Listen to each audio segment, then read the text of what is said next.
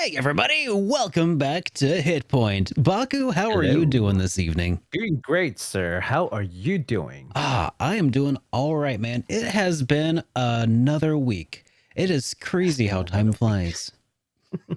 It has been yet another week, man. This is the show that I look forward to every week.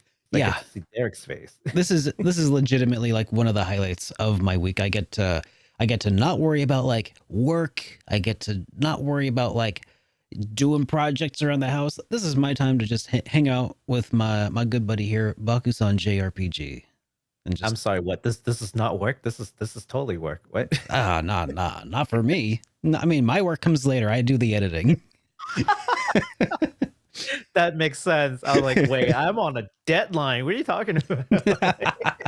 Yeah, no, but uh, this is one of my favorite parts of the day, and it really we is. get to hear and see from our lovely listeners. I imagine that they're lovely.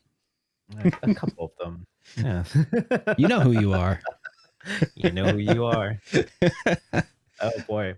Welcome back to Okay. HitPoint, everybody. The RPG news show, the niche and anime news show, where we talk about basically anything that interests us, and we'll talk about trailers. We'll watch some trailers and talk about rumors, and we'll even have a Q&A session at the end where we'll respond to super chats and that sort of thing. We stream every Sunday evening, usually around 7 p.m., 8 p.m., 7 p.m. Central, 8 p.m. Eastern, and yeah. That's kind of what we do here. And Yes. what would you say is our top well, actually, I don't know. Would you say this is our top headline here, Baku? I know nothing about this, but apparently the Witcher series is dropping Geralt. Who's Geralt?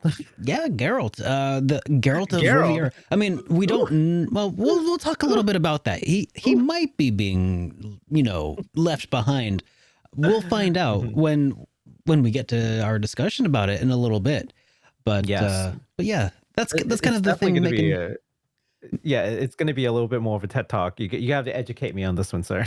Oh, okay, sure. I mean, Tell me more. I'll have to educate myself a little bit too, but I'll tell you a little bit more about it as we go. But yeah, let's go ahead and start with some comments from last week's podcast episode.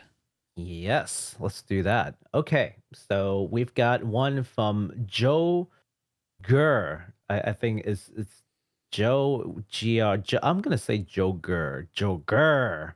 Yeah. Add a couple more R's, man. It'll be Joe Oh Gurr. no. Quote, I finished Triangle Strategy yesterday and I liked it a lot. Actually, I think most of the reviewers did not finish the game, otherwise, the reviews would be better. To that, I say, yeah, most reviewers for publications, in fact, do not finish games before publishing reviews, especially RPGs, because they're so gosh darn long. Yep. It's absolutely true. I've seen it happen too many times and this usually happens with like larger publications with deadlines and writers on Oh payroll. yeah. It's not a passion project. And that's why people like Mr. Derek here, who just releases Yeah. reviews whenever he's actually done with the game, Yeah. and gives some time to think about it. I aim to get Uh, them out monthly, but it doesn't happen. But that's like an overarching thing I aspire to. But yeah, very few people do play games to completion before they review them, which is one of the reasons why I agree. I wholeheartedly agree with that. If they had finished more of these RPGs, not just this one, but in general, I think RPGs would be scored a bit better because yeah, I mean, imagine trying to hand in a book report to a teacher for, a book that you were told to read, but you only read the first chapter or two because you had a yeah, deadline, right? That's to yeah. me that's what that feels like. So heck, this entire channel basically just stems from the fact that is a problem that I perceive as well. So, um, Yeah. otherwise, like when I I talk tried. about, oh, go ahead. No, no, go ahead. I was going to say, otherwise, when I talk about games that I haven't finished, I always try to make that extremely clear in my what I call first impressions videos, Mhm, where I'll talk about like, oh, this is what I thought of like the first 10, 15 hours. And mhm. that's I guess just a really informal, just off the cuff, here's what I think about it. But we'll see what I really think, after 100 hours. But Yeah. that's basically what other people consider a review in the real biz. Yeah. I wish that they would make more of a distinction and say this is just my first impression versus saying, hey, this is our review, this is what we think of it. Um, Hmm. I think this whole game review thing stems from like movie reviews, I was right? gonna Movie say, reviews imagine a that movie review where you could only watch the first 15 minutes. right. But movies run like what 3 hours max, and it's an extremely long movie, right? Hmm. But within reason, movie critics can finish, and they do all finish the movies before they put out their reviews. Game reviews, not so much, but we also have that same expectation from.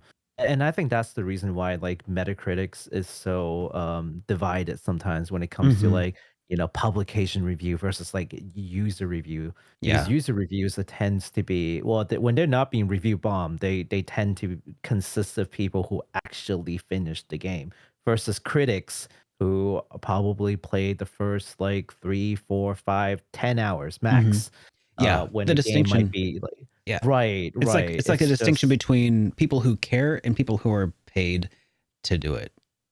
yeah, basically. I mean, the heck, they might even really care, but they really don't have time. Like Yeah. the next game is on their docket, they got to get to it. They're on a payroll, Do you so know do you know if book reviewers have similar deadlines? Like when people review books, Huh, I wonder that's a good one. if Yeah. they have similar issues where they only read a few chapters or what Mhm. they speed read it, I guess. I don't You know, know. I don't know. that's a good question. That's a good question. I actually don't know either. Yeah. But anyways, good comment. Thank you so much, Joe. Uh, the next one we got here is from Matthew Cox, who says, "Who originally composed the intro theme? It's class." Derek, Derek's gonna have to answer this one for us. Well, the original song was actually made um, by an anonymous writer and put up for sale. The rights were put up for sale on pond5.com about 15 years ago, well, not 15 years, more like 10 years ago. I bought the rights to it. And now I have it as a theme song, and I've had other people remix it every once in a while. So I have a remix that I now play. I used to play at the beginning of all my reviews, but now people won't stick around for the entire theme song to play anymore. So I barely have any of it anymore. But at the end of my reviews, I'll have a piano rendition playthrough that I Mm, commissioned on Fiverr. So it's not a very good story so far. But the one you listen to at the beginning of each episode is by my good friend Eric Ladd from Eric Ladd Studios, also known as Retro Game Remix, who just is an incredible friend, incredible musician. He actually he wrote the whole and performed the drums, the guitar, the bass. Like he's a incredibly talented musician. that's And insane. yeah, and he basically turned that chip tune mix into what you hear as because I asked for a ska punk rendition, and I think he delivered Mm, in spades. So huge yeah. thank you to Eric Ladd for putting that together. Yeah, the first time Derek shared that with me, it's like, I got something exciting to share. Here, Hmm. listen to this. I'm like, oh yeah, that sounds good. What's that? That's for our show. Like, really? That's for our show? What did you spend on this thing? Like, I spent a bit. what are I you spent a doing? bit. Like, what are you doing, man? It's okay. uh, It's fine. It's worth its I was, weight in gold. I was like, well, Whatever its weight is. I don't know. Derek's going all in on this. I'm like, all righty, he's serious. Okay, cool. All So right. hopefully that answers your question there, Matthew. Yeah. Now we also have a new 5-star rating on Apple Podcasts from E Nguyen. I think I said that correctly. Yeah, I that's actually wow. I'm actually really impressed. You actually did pronounce that I correctly. tried to do some research. Yeah. Now they say this show is great because these guys know a ton about the industry and are always full of insight, witty remarks, and great breadth of content. They're ordinary guys with years of attention and passion to the genre, and it really shows. Wow. That's really kind. Wow. That is Wow. such a glowing. I know that's a tough. how do I follow that up, right? Okay, let's take it a step at a time. Let's see. Knows ton about the industry. Sure, we've been False. gamers No. for a long time. I mean, sure, we've played a lot of games. I know nothing Yeah, about the but industry. yeah, but not. Yeah, I was just about to say, it's like we played games for years, but neither of us have worked in the game industry. Always full of insight. I mean, by insight you mean just Puns. Yes. puns, witty remarks. I'm not sure where Puns. More puns. are you reviewing the right show right uh I now? appreciate No, it. We yeah, appreciate no, thank the you. kind reviews so much. And if you guys who are listening and watching enjoy the show, please remember to give us a rating, preferably a good one, and maybe a like or whatever it is on your podcasting platform of choice is always very much appreciated. Thank you so Absolutely. much, Ewan. Much appreciated. And Thank you, sir. also, it occurred to me after we wrapped up our show last week that we got that really awesome voicemail. Yes. And we played it, and I completely failed to mention the phone number, and we haven't gotten any new voicemails. So I feel like I should make it a thing now where I mention that you can reach us by voicemail. You can leave us a voicemail and we'll play it on the show. It is 785-337-3805. And you can just leave us a, just a, 30-second or a minute long message. The one that we listened to is actually close to like 2 minutes, and I had to cut it down. So you can leave as much as you want, I guess, but I'll have to cut it down to save us a little bit of time. But yeah, leave us voicemails because we like listening to them. It's always awesome to have that little bit of extra audience interaction, and be able Yes, to absolutely. actually hear back. Like Baku and I, we stream a lot, and we're often interacting with the chat and just like talking back and forth, like having a conversation, but it's like a conversation we can only actually hear one side of so often. Mhm. So it's really awesome to be able to put voices to names and to usernames even. So Yeah, that's super awesome. absolutely. Absolutely.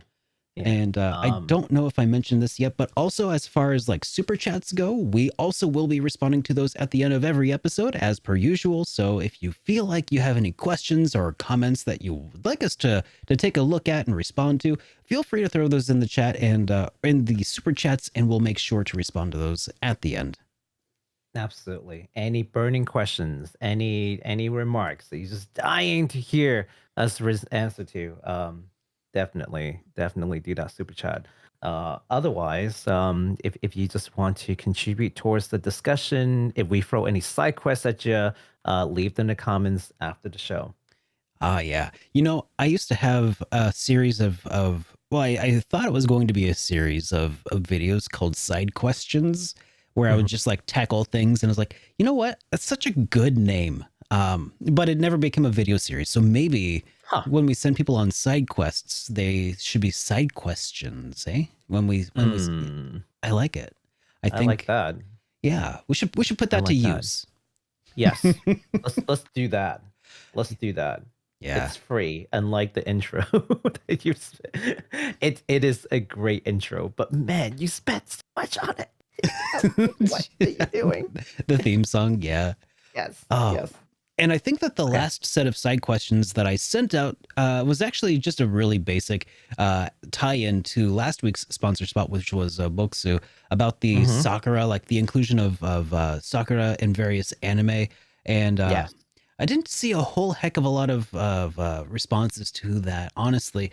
I think it's just because it's so ubiquitous that there's not like one like anime that stands out as being like, oh yeah, that one's got all the Sakura. But yeah. I think there was. Well, Did somebody say? Oh, go ahead. well, there's Sakura Tyson, which is yeah, that's Sakura Tyson. So Sakura Wars. So I mean, it's in the Okay. title. So Okay, sure. it's there. But otherwise, you're right.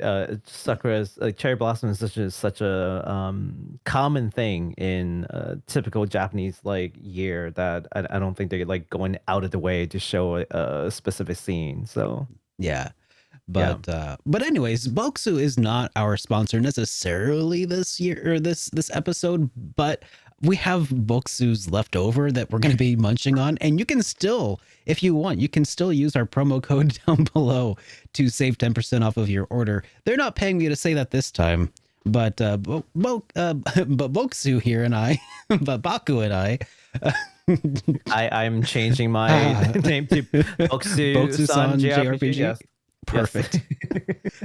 We do get a little bit of a commission if you do choose to partake in these snacks as well. So check that out if you're interested. But otherwise, yeah, I've been trying so hard not to just chow down through this entire box of sweets poorly. I've saved some just for this show today, but after today, they're gone. I actually, you just reminded me that I need to go and get my own subscription. So because I actually so for anyone who wasn't here for last show, I was telling you all that, hey, I was gonna get this box until Derek told me that, oh, we're getting a sponsorship from Box. I was like, really? Okay, maybe I should like hold off. So now that I don't have to hold off anymore, I've just been a little lazy, but I need to go ahead and do that. So enjoy that 10% while it's there, guys. While it's there. For sure.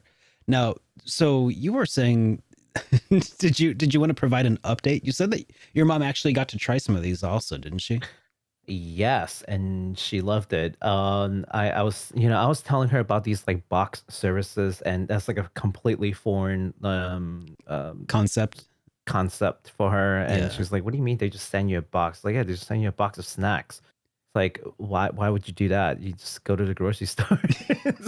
I was like, no, mother, they send you snacks from Japan, that they source locally from different places in Japan. She's like, oh, wow, that must, that must take a lot of time and effort to do. It's like, yeah, well, that's why we're paying them like pretty good money to do this. It's true. So, yeah, but I think that now that we've got this lockdown and I frequent Japan quite a bit. Maybe at times it would be like once a year I would go there. And but now that we've been in lockdown mode, I have not been able to visit for the past 2-3 years now. So this is about as close as it gets to actually going over there. So extra value, extra value. Oh my god, these smell delicious. Okay, we're not going to hear- dwell on this too long, guys. I know that I know last time knew it. it went a little bit long, but oh my god, these smell really wow. Those gobo chips, wow. Okay. That's they're great. So yeah, they were done in like 30 minutes. I was just sitting there watching anime and just munched all. I was like, oh my god, wow. that's awesome. That's not. It tasted great, but man, this can't be good. It just killed it in 30 minutes. Like, Oh man. take your time with the Bokksu. They're supposed to last you a month, but I don't think they're gonna last me a week. So it's supposed to last you a month. Okay. Well, that's not happening because this is week 2 Yeah, and they're disappearing. That's for sure. So Fast. so do you Yeah. want to move on to this follow up about a Yes. past release Yes. here? Yes. Let's talk about some updates to past releases. So this is a segment where we talk about things that's already available for you to play, but some updates you may not know about. So Bandai Namco just announced that they will be releasing Tales of Arise and Scarlet Nexus collaboration. Now this collaboration is internal, so it should go pretty swimmingly. Both Tales of Arise and Scarlet Nexus players will receive special items as part of the collaboration. More details on specific dates will be coming, but they're all cosmetic items, Mhm. and they're all free, and we all like free things. So That's don't worry, nice. guys. Yeah, when we hear DLC cosmetic, that they're trying to, they're Yeah. trying to make more money. They're trying to. No, this is free. This Yeah. is free.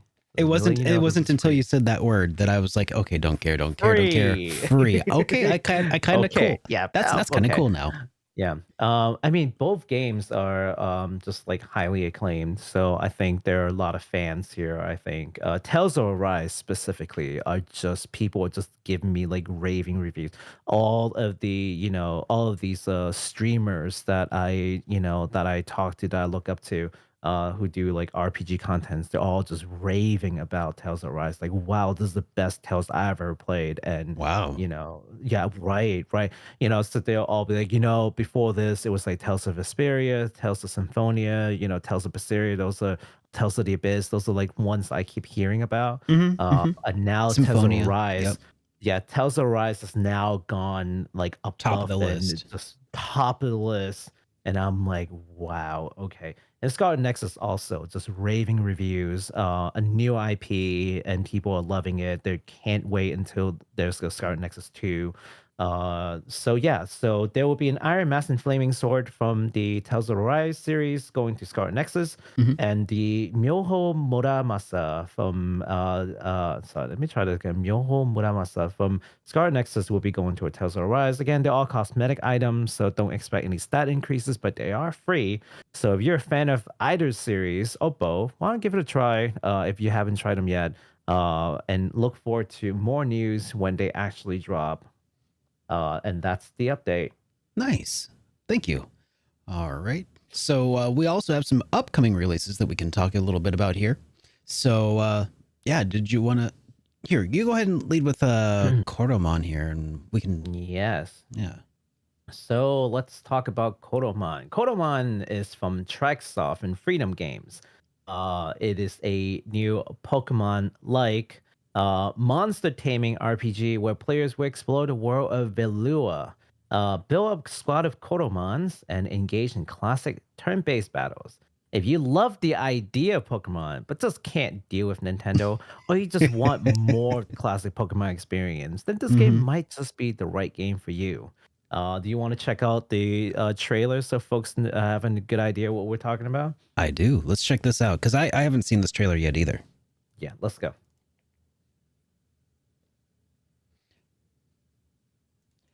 Oh, you know what? Hmm? There we go.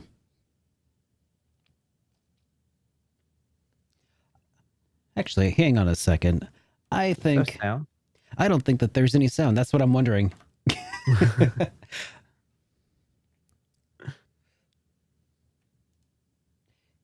Hmm. Oh, I know what my problem is. Yep. I done goofed something here. All right, well, let's try it in Firefox. I was like, you know what? Yesterday, or last time rather, it Mhm. had all of those inverted colors. And I was like, let's try Chrome today.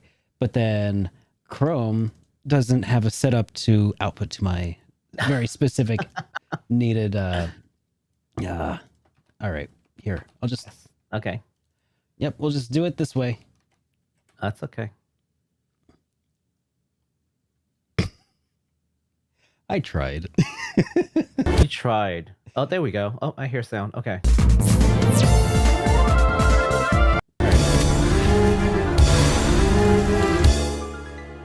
There we go. Sorry about that. Now I can pay attention. Coromon. Adventure Oh. ways across 6 distinct biomes. That's 6 biomes. very pretty. It is like- very nice. Yeah. The pixel art on this looks pretty GBA inspired. Mm-hmm. I can definitely hear the musical inspiration as well. I wanted to share this because this actually looks pretty polished. So Yeah. Yeah, this looks better than the GBA Pokemon games, yeah. like by a lot. Like, and that says something because those looked really good. This just looks like an evolution, if you will, of the original GBA titles. Those battle scenes look super clean. You get these titans, and I'm gonna assume that they're sort of the legendaries equivalent. Mm-hmm. But there you go. That is going to be on the Switch, Steam, and the Epic Game Store. So PC and the Switch coming at you. What day did I put down? It's coming at you on the 31st. So all the games, all the updating, all the upcoming releases, by the way, in our show, they're coming within a week. So before our next show, these are all games that are coming out. So March 31st is when this game will be coming out. Again on Steam, Epic, and also the Switch. Yeah, that looked really good. I Yeah. think. Yeah, it does look really good. Yeah, I'm not a huge fan of like I think I've said this, like I'm not like a huge fan of Pokemon, but Hmm. I know that there are a lot of people who really like these sort of games. So I just Yeah. really want to make sure that we're capturing these. I mean, otherwise there wouldn't be so many rendition Oh, for of sure. like, these sort of Pokemon. I forgot which one it was, but there are like a couple of games that are like, oh, these are like the Pokemon killers. Yeah. And then and Nintendo's like, yeah, release it on the Switch. We'll see about it being a Pokemon killer. Yeah. I know which You ones you're think you talking just about. come? I remember which ones you were talking about because they Hmm. did make some waves for like about a month and then they kind of Like just Tam disappeared. Tam, Yes, Tam Temtem. Tam. Temtem. Yeah. Yep, that was the big one that I Yeah, recalled. Nintendo's kind of like, bring it. You think you can sink us? If you've got what it takes to sink us, Nintendo's go like, if you've ahead. got the balls, you know. Go for it. No. I like it though. I like it. They invite them onto their But platforms. this Like, please actually looks come really to our nice. platform. This actually It looks really really nice though. does. And It really does. and what's kind of interesting is that Amy actually was telling me, she's like, I watched last week's podcast episode. I was like, Mhm. really? And she's like, yeah. Oh. And when you talked about Pokemon and how it's going to be, this next one looked like it was going to be maybe a bit more like Arceus. Mhm. She's like, I was actually kind of disappointed because she actually played Arceus and Mhm. doesn't like it because Really? she Really? likes the very more basic Mm. and that's a good thing because she also bought herself Diamond and Pearl. Oh, not Diamond and Pearl, but she bought herself Mhm. one of the remakes of Diamond and Pearl. Mhm. Yeah. So I Like was, Brilliant Diamond, I yeah, think, yeah, and and Shining Pearl. Shining Not Pearl. sure Yeah. which one she got, but I was like, oh, Mhm. really? Okay, interesting. So I guess there's definitely still a high demand in there for people who just want to experience the stock standard that Mhm. Pokemon has been putting out for a couple of decades now, I guess. Yeah, let's call that the classical Yeah. Pokemon. Yeah. Yeah. Um So we'll yeah. see if the next one is. I'm curious if maybe it could merge the two halves, right? Of like the Mhm. big open world experience and the classic Pokemon combat system. I That don't would know. be interesting. That would be interesting. The I see Pokemon going the way of like Zelda, where you have like Oh, yeah, classical yeah, Zelda, yeah. and then Hmm. you have sort of like the modern Zelda that's ever pushing Yeah, boundaries. Like, I don't see why they can't do that. for sure. They perfected the That, playbook. that's the Nintendo model. perfected. Exactly, Yeah, because when you they. go from a 2D platform or a 2D action adventure to a 3D action adventure, you're essentially splitting it in twain. The whole series. Um like the because nobody who played Link to the Past and then played Ocarina of Time was like, this is exactly like the Zelda that I enjoyed and love, right? I mean, they still loved Right. it. It still blew everybody's mind. But Mhm. then um after that you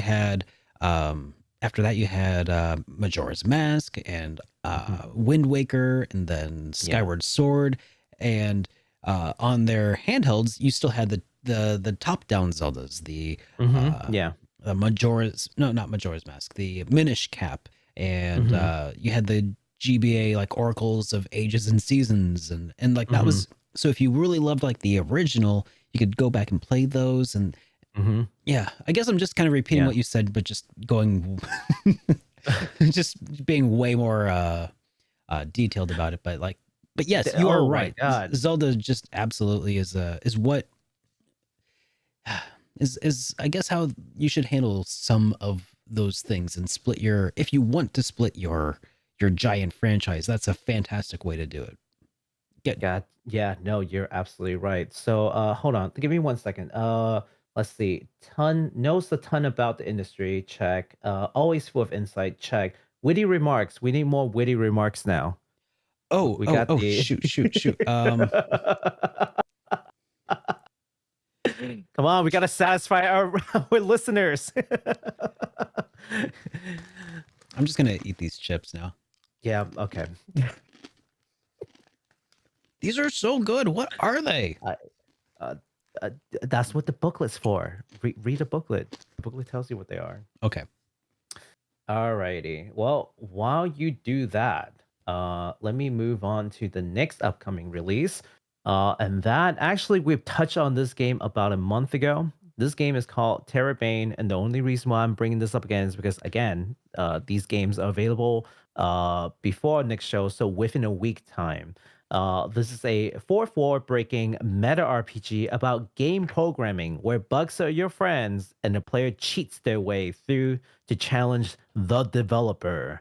The game is set to release in April 1st, 2022. Again, the game is called TERRORbane. I don't know if you want to watch the trailer again. I just included it in there, but we did watch it last show. This is more of a reminder to folks that this game is coming. So if it's on your radar already, if it sounds like something that you're interested in, definitely check that out. Yeah, we can watch the trailer. Let's give that another look here. Sure.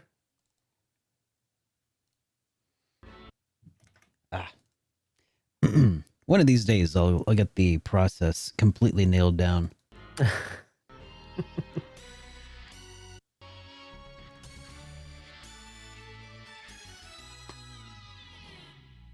You know, this is really cool, but I'm launching a game, not a cartoon. We need more drama, more art. How about using stop motion?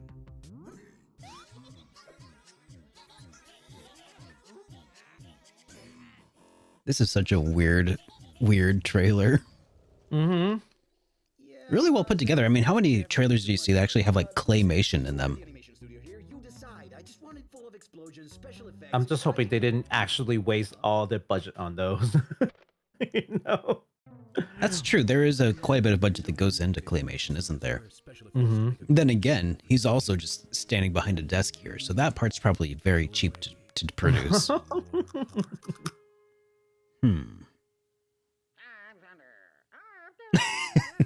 How much was this? $5. Michael's. A comedic adventure where bugs are your friends. Enjoy exploring a crazy and outlandish world full of quirky characters and funny homages to the history of video games. Funny thing is, it wasn't until after the show last time that I realized that the error in TERRORbane was like the emphasis. Yeah. I mean, I kind of like all the humor. So, my thoughts on this is still the same, which is I'm hoping that this game is not all, all jokes and humor only. It's gonna have some RPG substance for me to sink my teeth into. Because otherwise it'll just be too gimmicky, and jokes get old, like sometimes, and so it's a little finicky. But if you have a solid RPG to build upon, then this could be a really delightful little gem. So it is being released on PC. So definitely head over to Steam if you want wish list this if you want to get your hands on it. For sure. Yes. All right. Well, Okay. we got some new games that were also announced here pretty recently, or just one that sort of. Yes. Game and a half. There's a couple of announcements, but so this next one though is a pretty interesting looking indie RPG from the looks of things. Here it's going to be coming to Steam and I was going to say Steam and PC, but it's PC via Steam. It's called Stars and Time, and this is an RPG that I feel like I've seen this sort of mechanic a time or two before. It reminds me a little bit of like Undertale from what I've seen in the upcoming trailer that we'll show off in here in a second. But it's like this time looping sort of RPG, and I guess that's something that we've seen a lot of in maybe not RPGs specifically, but I've seen it in other genres. Like A Hat in Time, I think was pretty much tied into that sort of mechanic. Where basically you play as a character named Sifrin, who must travel with his friends to end the tyrannical reign of an evil king. But just as the party's about to succeed, tragedy strikes and the clock resets. So, I mean, it's that sort of thing here where like you'll play up to a certain point, something bad happens, you die, you go back in time to a checkpoint. Kind of reminds me a little bit of ReZero, which is based on a visual novel. Or it reminds me of the anime ReZero, which is really great. But it's based on based on that visual novel. Which, light novel. A light novel? Is it a light novel? Light novel. I thought it was also. Novel. Oh, what's the? Like visual novel is a different thing. I thought it was I thought it was I'm mistaken then. I thought it was No. actually a visual novel. No, ReZero is the light novel, not a visual novel. So that's like Yeah. it's just like basically a book then, right? Yes. Oh, Yes. I- Yes. An actual light novel series. Yeah. I thought it was like Higurashi, which is that's Higurashi is visual novel. see, I thought it was like that, where Yeah. like you just get the various bad endings. But speaking of Higurashi, Yeah. I think this game strikes me as a Higurashi situation. Mm-hmm. Where you get all Um, like the bad endings or the wrong endings, the death endings. Yeah. Death end request is sort of well, maybe not quite the same, but Well, the thing that strikes me is that so the main character is the only person who notices the loop.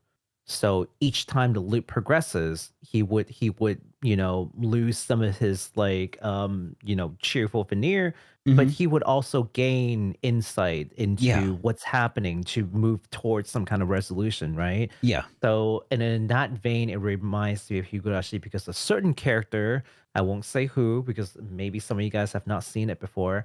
A certain character in there retains memories of this time loop mechanics, and that person has a very depressed outlook in life because they relive this sort of moment over and over and over and over and over again, and still not be able to find a way to end all this like pain and suffering because they just keep on dying and dying and dying and dying. They have to do it again, and you have to die again.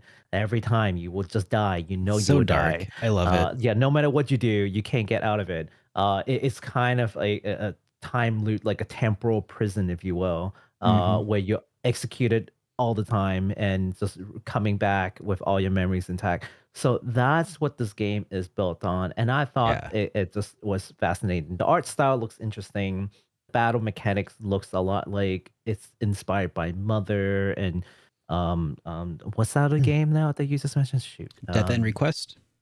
No, it wasn't definitely request. It's the like in that games, like in that sort of like visual Oh, Hat style. in Time.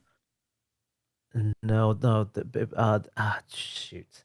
What's the game that was like heavily inspired by Mother that people wanted you to play? Oh, Undertale. Undertale, yeah. So it's like I think it's in the same veins, like Mother, Undertale, Omori. Once you see the trailer, I think you'll understand what I'm saying. Yeah. Now I'm having Yeah. that same issue with the inverted colors again. Oh So I'm gonna have to play no. it on YouTube here Okay. instead of through our. Yeah, for some reason it just happens on on certain like external That's so sites. strange. It is so weird. Okay, here Maybe it's the hardware acceleration thing. I'll have to figure this Yeah. out. Okay. Yeah. By the way, I heard the music earlier today, Mhm. and I thought it was an ice cream truck from outside, and I got I got ridiculously excited. I was like, "What?" Because it sounded so faint and like it was coming from outside.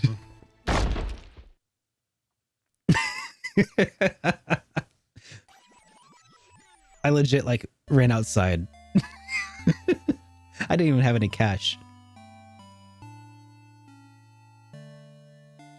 So yeah, learning from previous experiences, altering the paths. It's yeah. So it's like ReZero. If ReZero were a game, I thought for sure that it was, but it's not. So No, well, ReZero has a game, but it came from light novels. Like that's the source work. yeah, If that makes sense. Yeah, they have a game. They have a game. Yeah. crazy. Yeah. So that's the in Stars and Time. So that's the new game that will be coming at you 2023. So you bet we'll come back and revisit this once we hear more news about it. It's just very intriguing. It could be like a Nick's like big indies darling, or fade into obscurity. We'll see which way it goes. Yeah, yeah, for sure. We won't forget about that. Yeah. That Hopefully, they'll give another trailer that also sounds like ice cream trucks, and also get Derek super excited to I run out. know. Ice cream. Like my 10-year-old fat kid in me just is like, what?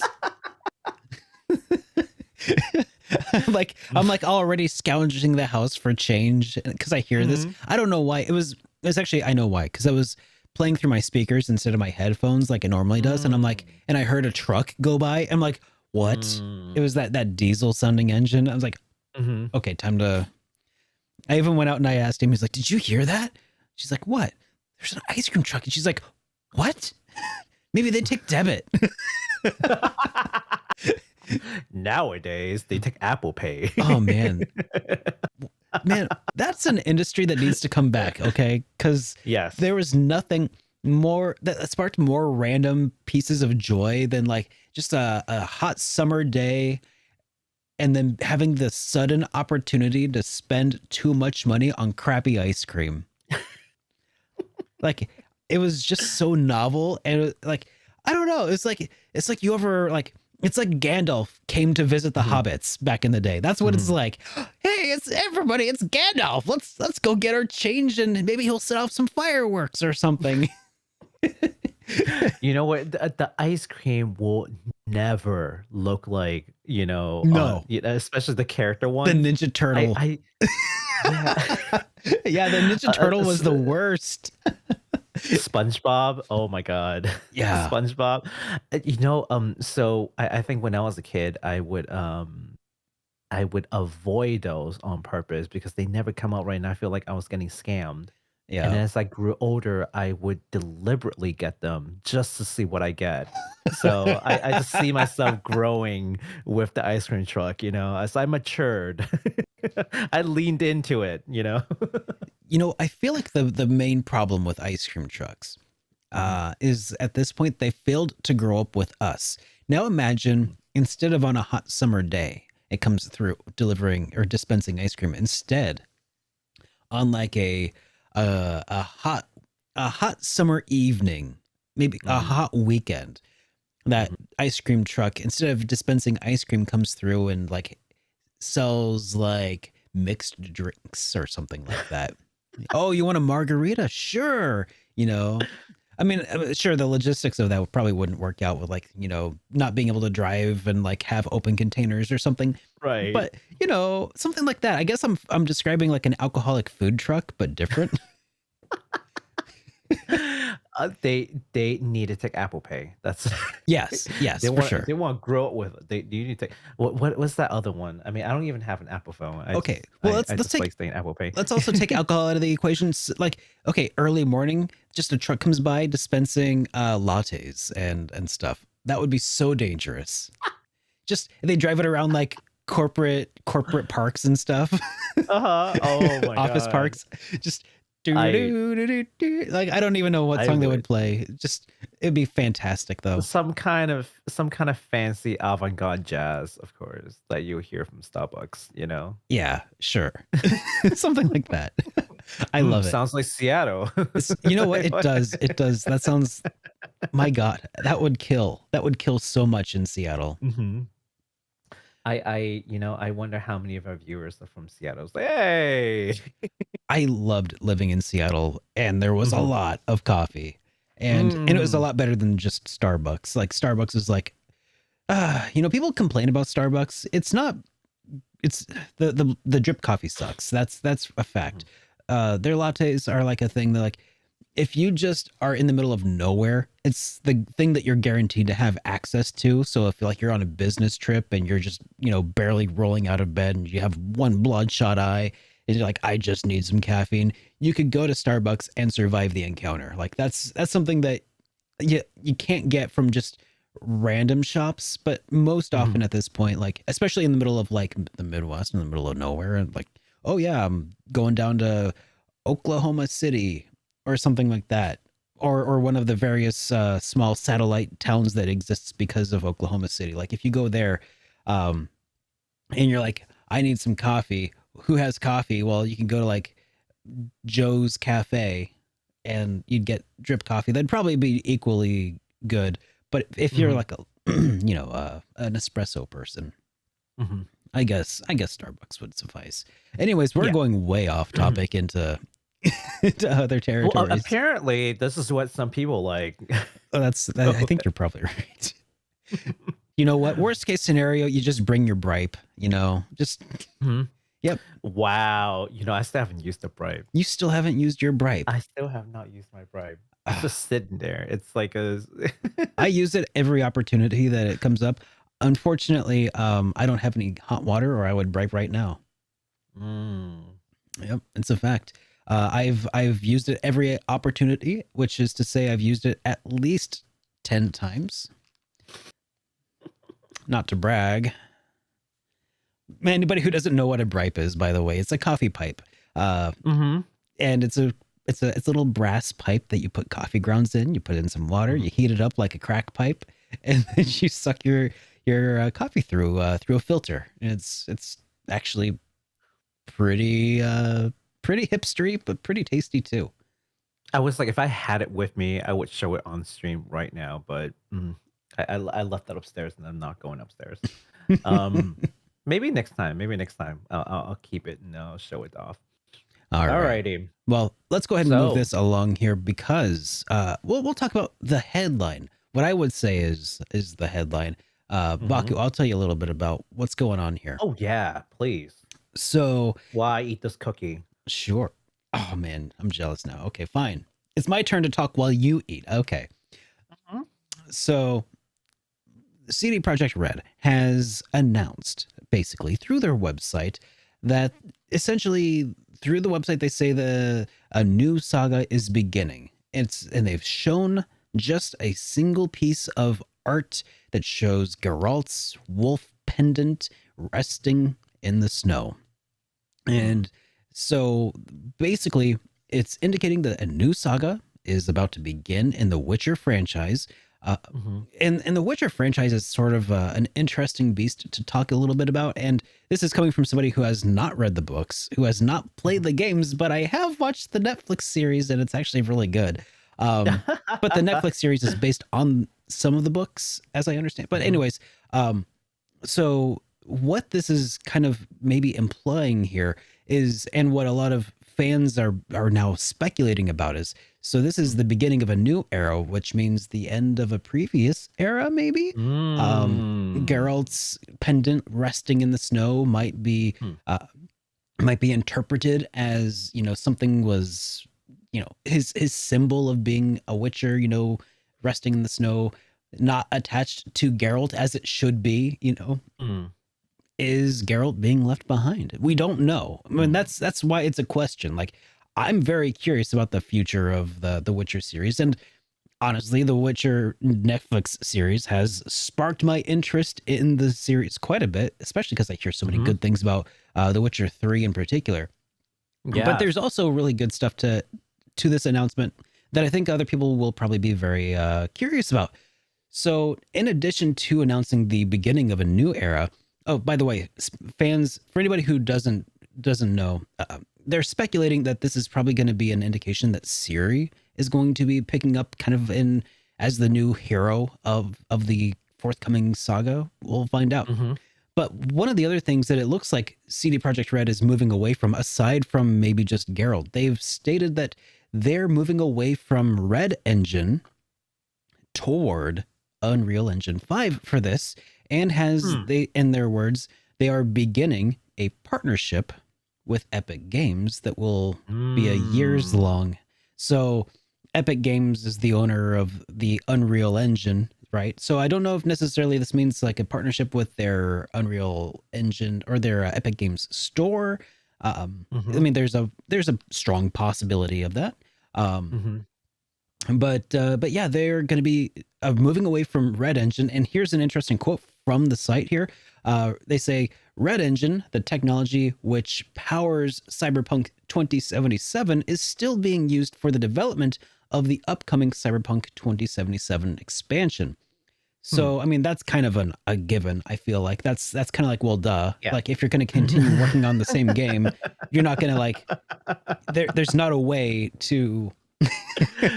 He imagines like, oh yeah, well, we're gonna do all the expansion in Unreal Engine 5. How is it gonna work? I don't know. It's just, yeah. I mean, maybe I don't know why they felt that. Well, here's why I felt they maybe felt the need to say that, because like I said, it's to us who are familiar with, I guess, programming to a degree, and then like what production of a program looks like. The reason like we think that that's like a well duh is because basically the engine is what holds all of the pieces together essentially. So if you're going to continue working on a piece of Libraries, everything. Yep. yeah, if you're going to be if you are going to be working on something, then if you were to switch engines in the middle of everything, you basically be making the game over from scratch essentially. Yeah. So that's why it's like a well duh. But so why would they want to bring that up? And I feel like it's because in a way Cyberpunk 2077 has really shown the limits of what they could do on this previous engine. So I feel like they're bringing this up to say like, hey, everybody, we're moving away from the engine that was part of the reason Cyberpunk 2077 failed so bad. So that's the other reason why I feel like this is big news, regardless of whether you're big into The Witcher or not. Like if you were disappointed by Cyberpunk, then yeah, that bodes well for the future of The Witcher. Interesting. Yeah, so I don't really know anything about the Witcher series other than just Have you watching watched the show. Have you watched the show yet? I have watched a couple of episodes and they were good. Did you see the episode where he took a bath? I don't remember because it was so long ago. Okay, then you haven't We watched it when it enough. first came out. I'm pretty sure if you, as So I long go as you back watch the and part watch where it. if you watch the part where he's in the bubble bath, then I'm pretty sure that's all you really need to know total for the entire series. Geralt in the bath. I did remember watching, I believe that was Siri escaping from the castle, and etc. Because Siri's supposed to be a princess, right? And Yeah. yeah, and something or another. So I do remember watching that. Yeah. And then but I think that was one of the last episodes I watched. That was the first episode. Was it? Was that the Yeah. first episode? I'm pretty sure I that thought it was the later very first. on. I think it was the I first. thought- I think it was the end of like a very long episode.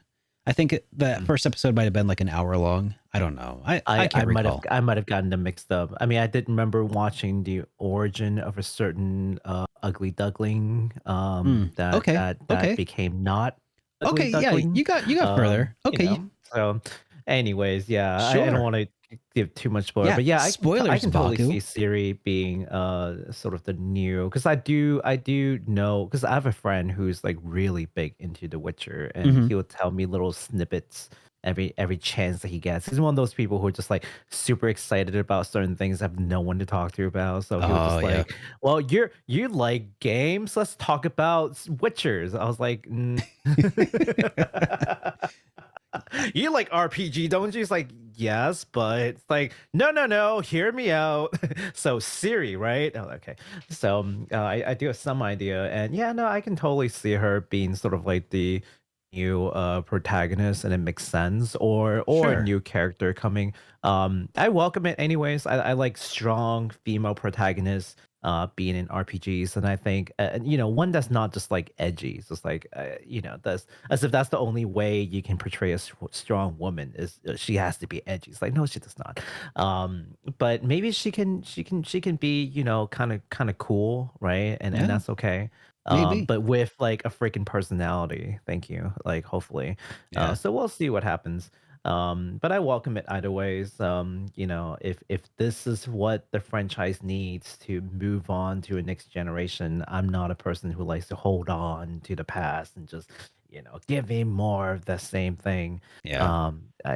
But do it well. Take your time, do it well. Please don't give us another 2077, because man, that hurts. That hurts them. I don't care. I wasn't playing it, like, but it hurts the fans. Yeah, it It hurts does. their reputation. Just like, please don't do this again. And if moving to Unreal Engine 5 is the solution and it's viable for your partnership, hey, go For for sure. it. See what happens. Yeah. Yeah. My turn to eat while you talk. Uh Dreadful. I want more snacks. Alrighty, let's move on over to some industry news. This little piece of news been going rounds last week, and I think everyone has heard about it. I don't know if Derek has seen this. Actually, Derek, if you want to pass on over to my screen in a second. Okay. Yep, there you go. So, Microsoft announced Sonic 2 Xbox Series S custom console and controller sweepstake with literally furry Sonic and Knuckle controllers. Those are real furry controllers. Those are real. I saw Those these. are real. These look ridiculous, man. They look so.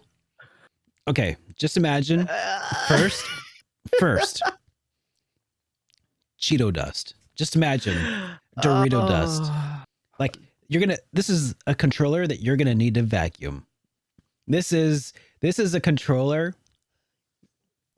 that it's gonna slip out of your hands. Okay, hold on. So just on the face of it, they look neat.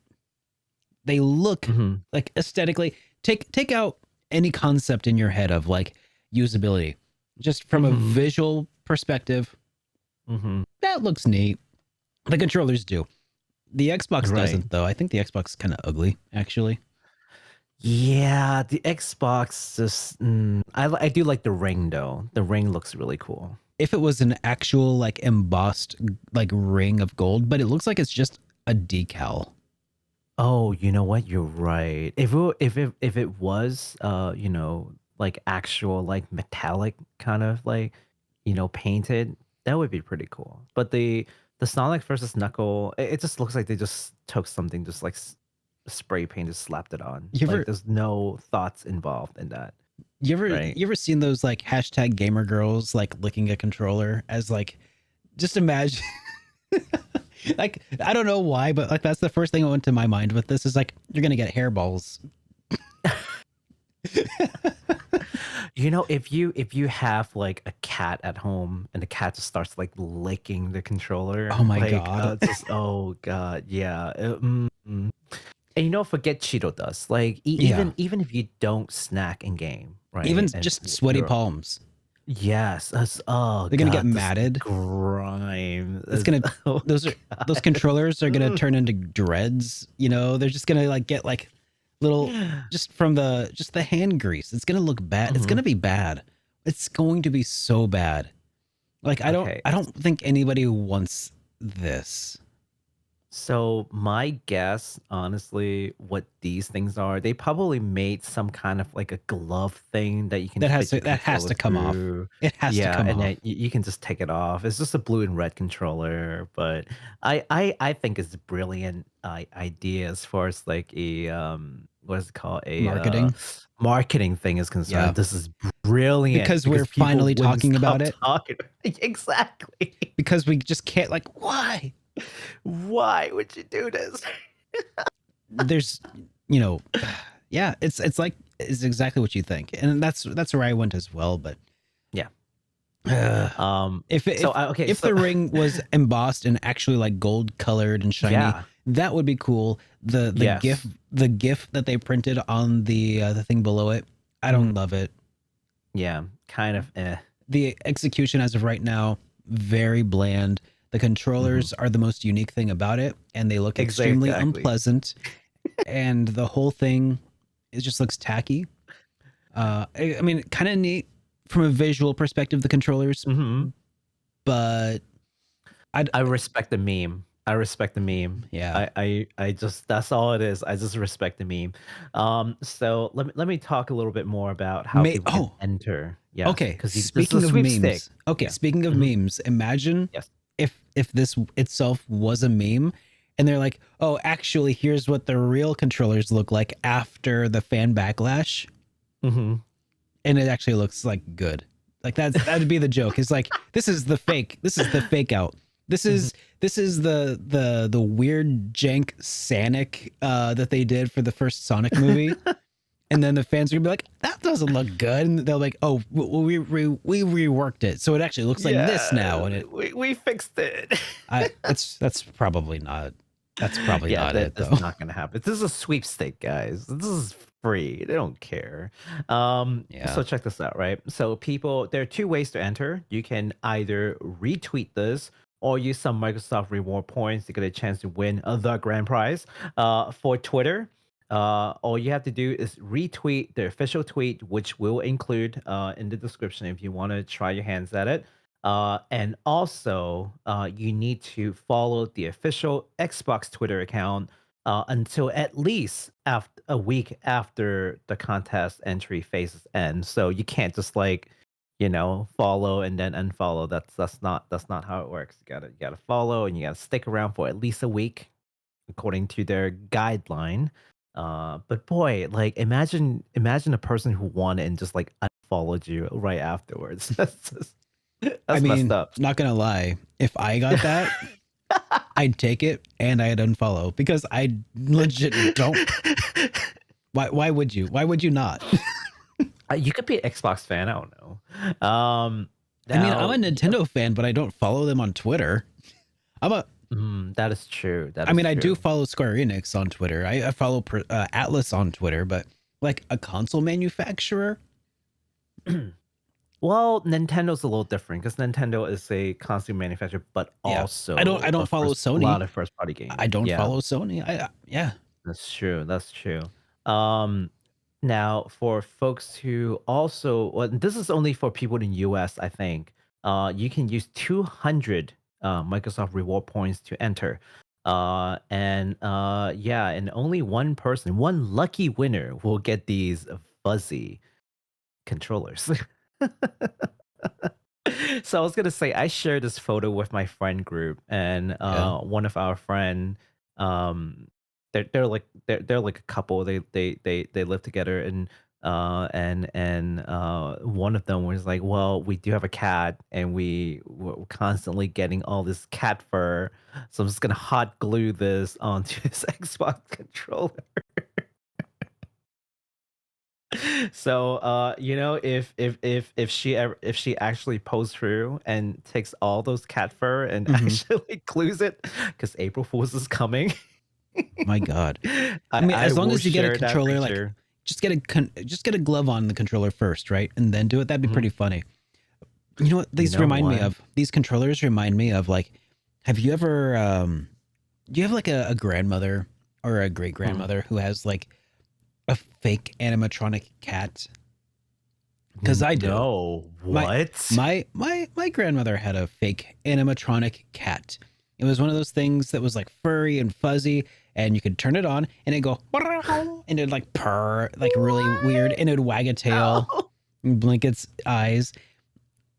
But if you go to, and it looked kind of rough, but if you actually touched it, you'd be like, oh, that's because like actually kind of soft.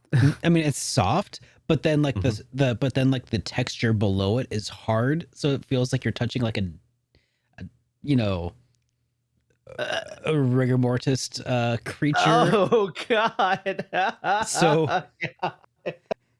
So what that looks like is like, this is what it's gonna be like to pet a dead Sonic and to pet a dead Knuckles right in the palm and comfort of your hands. Everything that a fan wants, am I right?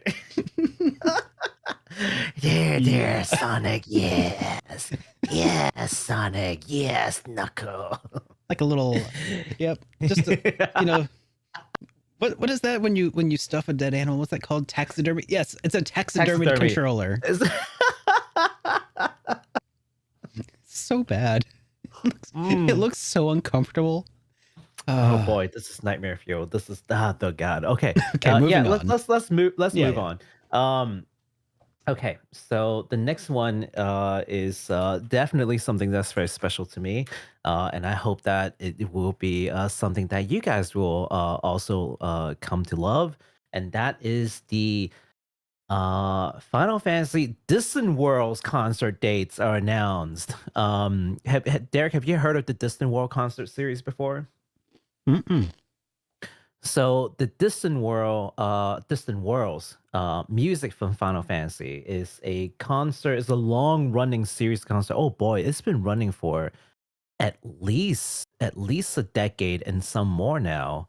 And it just primarily features music from Nobuo Uematsu, who obviously has been the primary composer of the Final Fantasy series, but also some of the newer entries as well, like Final Fantasy Oh. 13, where Uematsu was not the main composer anymore. Mhm. So some of my like favorite tunes from the Final Fantasy series, beautifully remade with a professional orchestra, and also opera in singers in certain cases.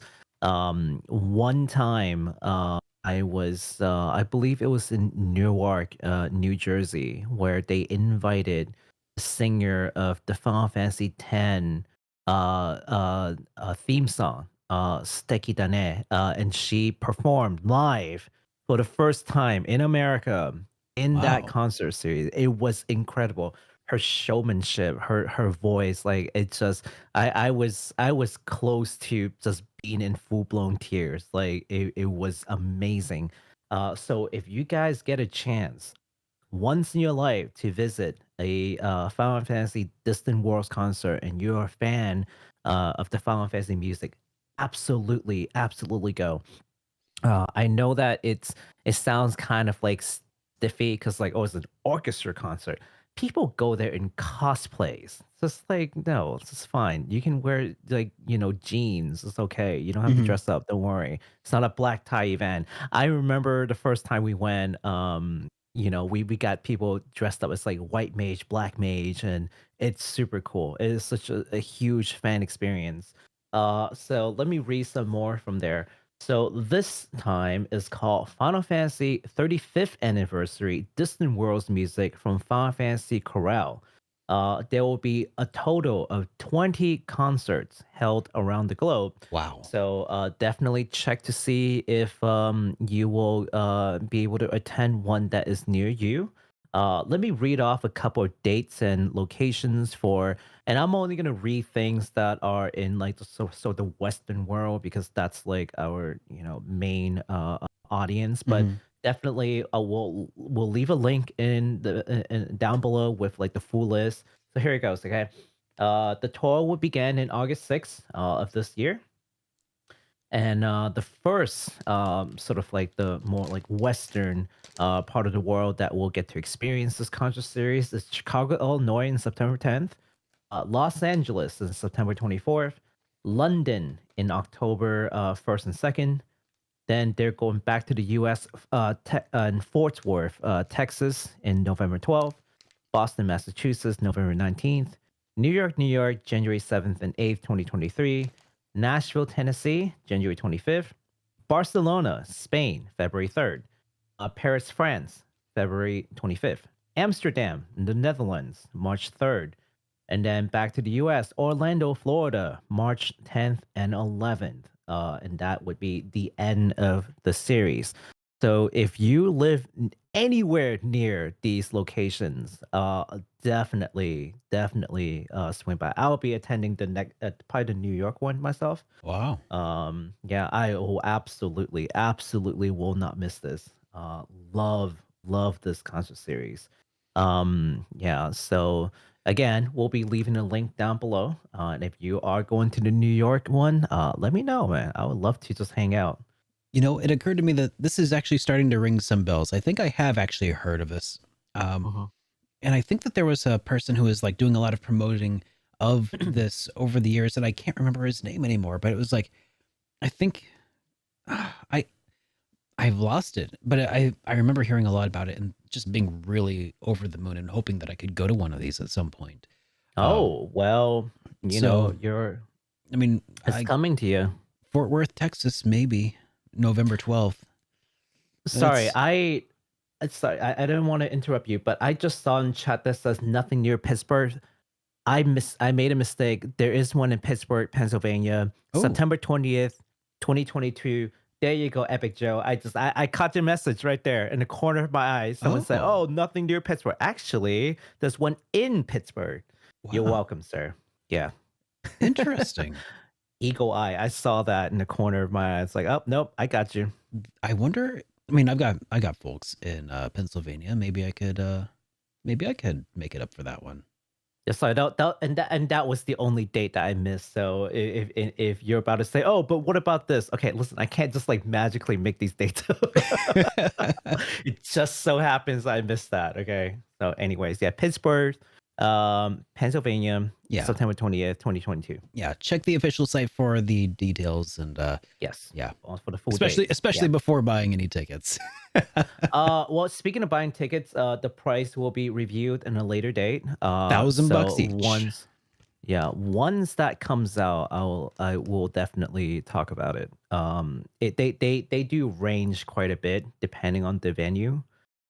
So yeah, some places gonna be cheaper than others. But it does go up to hundreds of dollars, especially if you get it late and you get like one of the best seats in the house. It's gonna cost you. But some of the standing spaces, you're looking at maybe like $60 to $80 a person. Usually, typically. Cheaper if you can get it like on day one sometimes. Okay. So definitely we'll let you guys know as soon as I hear more about the ticketing. And, when Are they going on available. sale via Ticketmaster or? I mean, I guess we don't know They yet. haven't said. Yeah, they haven't said. And again, sometimes it depends on the venue. So I've heard yeah. that recently scalping has been a huge issue with ticket scalping and stuff. So hopefully, I mean, this is why we can't have nice things, but hopefully anybody who needs them or who wants them can get them firsthand and not scalped to hell and back and can afford to go. Yeah, absolutely. And I wish you guys all the best of luck. If you're truly interested in it, I'm gonna do everything I can to try to, make sure that you guys get those tickets, like, before the scalpers get to them, hopefully. Yeah. Alrighty. So the next piece of news is very interesting, and for some reason I didn't get a whole lot of different sources talking about it, which is very strange. But if you want to share my screen, yes. The next piece of news is about Legend of Mana, the Teardrop Crystal. Yeah. It is a new TV animation that was reviewed in Anime Japan 2022, which just recently happened in this past weekend. Yeah. And it's like huge anime convention in Japan. This anime is going to be due out sometime in 2022 from Warner Brothers Japan. Not a whole lot is known. Like literally the only thing is just this website that you're looking at right now. Just this picture, yeah, and this website.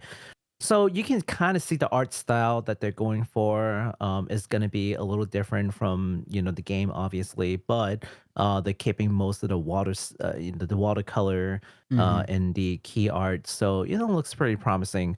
But it's just interesting that there's a lot of well, first of all, Square Enix is moving towards the animation space, which is very interesting because I don't know if you've heard about this, but Final Fantasy 9 is being made into some kind of a kid animation. I don't know why FF9. Yeah, I know. Okay. This is like a couple months ago. Yeah, obviously before HitPoint, otherwise you guys would have heard from here. It's true. Yeah, but yeah, so FF9, and then obviously Nier Automata, we covered it. Nier Automata is being made into a TV animation, and now this. Yeah. Legend of Mana will be made into a TV animation. Again, It's wild that Warner Bros. Japan is involved. I've not heard that name come up too often in regards to anime. Yeah. Have you heard of much of their stuff before? No, not that I can think of. Usually they are like publishers. They're not like the developers. If that makes sense. So like they would do all the funding and all the marketing and release stuff, but not so much like the studio that makes the the animation, from my Yeah. understanding, anyways. But it's not a name that I hear very often in the anime space. So very curious to see what kind of things they'll do. But yeah, Why just is more. more animation? Why is Square Enix suddenly paying more attention to some of their other IPs? Like the Seiken Densetsu series. Like there was for the longest time nothing. And then all of a sudden there's the Secret of Mana remake. Trials of Mana comes west for the first time ever. Secret of, or not the Secret of Mana, but the Mana collection, then the Mana remake, and now this. Like, Well, just out of nowhere. it makes It's twofold. crazy. I love it. It's, I'm happy. yeah. Chrono Cross. The longest time Square forgot that Chrono exists. Now Chrono Cross suddenly getting a remake or a remaster rather, with the Radical Dreamers. Valkyria. When was the last time? Valkyria didn't have anything since PSP, right? No, Valkyrie Profile. Valkyria is the Sorry. Sega one. yeah. Valkyrie Profile, or not Profile, but Valkyrie. Valkyrie series. Elysium. Yeah. Series. Elysium. Yeah, that's the new one. Yeah. Since PSP. So it's like, Yeah. they're reviving their dormant franchises, and God, that's got me so stoked. Square Enix like, wake up, it's time to make money. Yeah.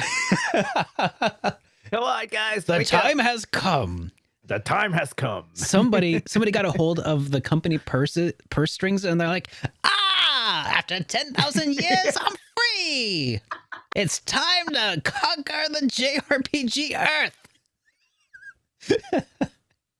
Do you remember Power Ranger? Like the original Mighty Morphin Power Ranger? You know how they Yes. like went to the moon and like they released like what's her name? Like Rita Repulsa. like- that was yeah, my they- impression of her, by the way. Oh, see, there you go. That's what I was like. That's why it sounded familiar. Yes. Like I got the guitar going in the background already. God, that song was so much more hype than it had any right to be. That Power Rangers Right. song, like just the God. If you ever listen to like the Power Rangers, if you ever watched it as a kid and you're like, I know which one he's talking about. If you go back and listen to it right now, it is so much better than you remember. It's so over the top. It's so Like, extra. wow, this is actually really good. I know. I would still listen to that. I would still listen to it. I should put the Power Rangers theme song in my rotation. Yes, you should. But okay, yeah, no, I think it's we've talked about it. It's a couple of factors, right? Like Square Enix now noticing that millennials got money, right? Yeah, So they're I think- releasing games from Yeah. our childhood now. It's our time. It's our time now. Move along, Gen Xer. So that's one. Well, actually, Gen Xers were there too, playing these same games. So it kind of makes sense. Like you're hitting both the generation, right? That's right. Yeah, so you've got us, holding most of the wealth now, so it only makes sense to release games. Well, maybe not and sort of- most, but go ahead. Well, I think maybe not millennials only, but between Gen X and millennials, probably, probably. How many billionaires do you know between the ages of Well, that's the thing. 45? and How us? many billionaires would be buying these games? That's a good point. Yes. The billionaires would be funding these games instead. I guess what I'm trying to say is of the population that would consume these media, Yeah. the ones that holds most of the wealth would be Gen Xer and millennials. So it only makes sense to target them. All right, That's true. so that that's is true. one. Okay. Decentralizing their investment into Final Fantasy and just investing into multiple smaller games. Yeah. Final Fantasy 14 giving them a cash cow basically to fall back on so that they can take more risk. Putting more eggs in and- more baskets so that, Yes, if something falls out the it makes perfect sense to do that investment strategy. That's like finance 101 is don't bet everything into a single thing. Diversified and, Yep. spread out your I'm risk just- pool. Like I'm just so not makes used- sense. ever since Yeah. Final Fantasy like Spirits Within, I don't think Square Enix or Squaresoft rather. I guess Squaresoft made that mistake once and then they got bought and then they got bought by Enix, and then they continued to make the same mistakes over and over. We have to make this one the big hit. Every Nope. time after time after time, failing after failing after failing. Just Oh, what are we doing wrong? Is it the graphics? Is it the graphics? Send them a survey. please, everybody, take this survey to tell us which graphics need improved. I'm never gonna let that. I'm never gonna let them live. Oh my God. I'm gonna let them live. It's so egregious. I love it. Yes. But I think most important of all, the final thing that's really, you're asking why all of a sudden they're making these animes. I'll tell you why. I think the last piece of the puzzle is the commercialization of animation. Yeah. Because for the longest time, and I don't know if people know this, for the longest time, you think that TV anime is a product. It is not. Yep. TV anime is for the longest time a byproduct of toys and books, like physical item sales. So the anime is just like what's the word? Advertisement. Like, advertisement, yeah, like Yep. like yeah, it's just advertisement. And so they don't really care too much about the quality or what have you. Obviously, animation's gone a long way. Japanese anime's gone a long way. But ever since that, we've got these streaming services and on-demand viewings. All of a sudden, now they're profitable in their own right. Yeah, I was about to say that I feel like the big change has actually come from Netflix, especially Netflix, Yes. making their originals, because they're not trying to sell you. I mean, they might sell you some extra They stuff on could the still side, do it. Yeah, but I feel like they could still do it. But I feel like right now they're not trying to sell commercial time. They're not trying to get you to buy the manga most of the time. Instead, you've bought the product. They're not trying to sell, like, you are no longer the product at this point. Because when you're paying for the service, when you're not paying for a service, basically, people are using you as the product. They are selling you to their advertisers, or essentially. But if you're paying for the subscription service to watch the Netflix original, then what they want you to do is to pay them for the subscription service, right? So you are the customer. That's shifted the dynamic. They are now producing art for you to buy, essentially, or to lease, I guess. Yeah, well, to appreciate when you can. Yeah, it's an interesting shift in dynamic, I think, that doesn't get the praise that it, I think, actually deserves. Yeah. So things like Crunchyroll, that's why I support Crunchyroll, because we're getting animes, we're getting simulcasts. It's just, there's all kinds of things is coming from these streaming services now. Everybody hope is that it doesn't turn into a cable situation now, where you have to basically get like 10 different subscription services to cover the whole range of things. But at the same time, competition is healthy, so there's got to be some kind of balance to it. But Well, yeah, I mean, then but again, regarding, I mean, and the tricky thing becomes, the tricky thing is that there's consolidation occurring within Crunchyroll and Funimation now, yeah, right? So I guess as long as they just want your subscription, but at the minute they try to start putting ads into your subscription-based stuff, cancel it, because you are no longer the customer. Hulu. Yeah, Hulu. Hulu. I think it's safe to say Hulu, because if you're going to make me pay and then show me ads, you are just cable.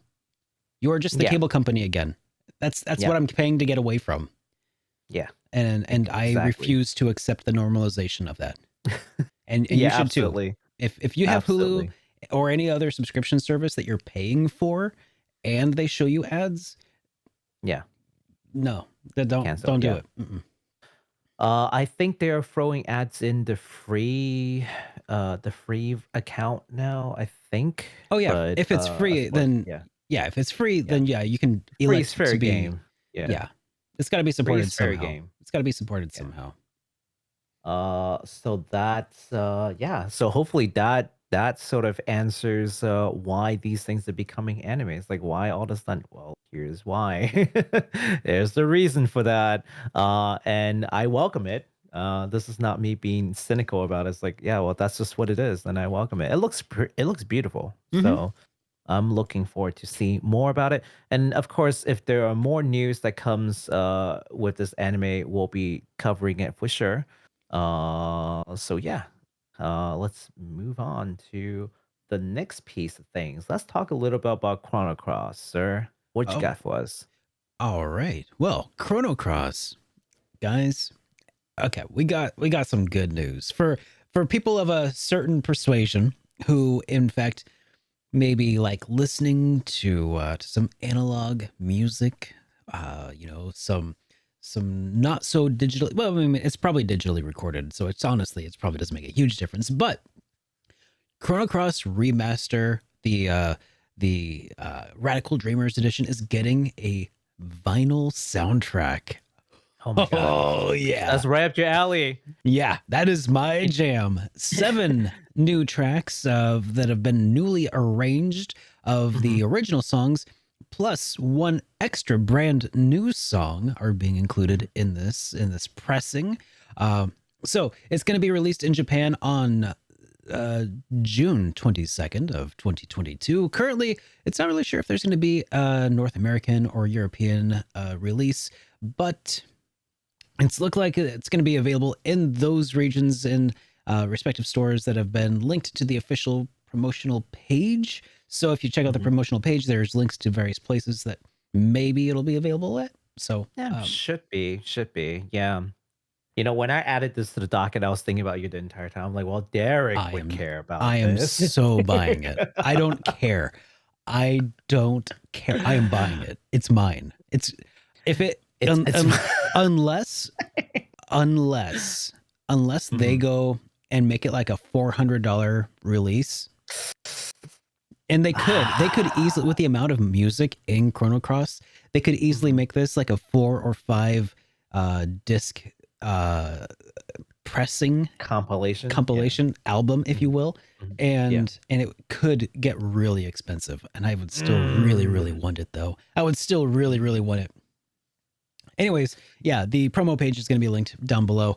And also, of those 7 plus 1 original arrangements, you can now listen to about 30-second clips of them each, following a link in the video's description as well on Square Enix's Facebook, or not Facebook page, YouTube channel, Facebook page. Yeah, check it out. Because Facebook page. I know. I'm like, your boomer is showing there, sir. I know. Facebook. I think it's because Facebook was mentioned somewhere on the doc up, and I don't know. Maybe I may just be getting senile. But anyways, check it out because some of them sound really good. I don't know what else is going to be included if it's just those 7 or 8 tracks. I mean, I guess 8 tracks is enough for one side of an album, generally speaking. So there's possibility that there's going to be other stuff included on the other side. So yeah, check that out in the link down below. Yeah, you know what I'm really hoping for is if Square Enix is willing to do this, they've got so much music that they can take what they've learned from the Distant World series and turn some other IP into maybe a smaller scale concert series. I think that they can make a lot of people very happy. And sort of like revitalize this sort of like concert going sort of culture. Like I think they have the power to really change like how that works, because for the longest time, you think about going to a concert, it's like a black tie event, you listening to like Mozart or something, right? But yes. But this could be something completely new. Like imagine like a concert series of just Seiken dances, like just the Mana series. The Mana series got amazing music. Yeah, Amazing. Some of the best music I've ever heard came from the Mana series. Yeah. Was it Kenji? Ito. Kenji Ito was the okay. I was trying to remember who Yeah. the composer was, and okay, cool. So and in particularly, Charles Mana soundtrack is wow, Yeah. incredible. Heck, even Um, Sword of Mana was really good. yeah. Right. So, yeah, I am kind of hoping, and you know what, it wouldn't be too big of a lift either in terms of the composition side, because a lot of these music actually ends up being rewritten for an orchestra anyways for the new remix. Yeah. So it's not like they don't have the scores. They have that.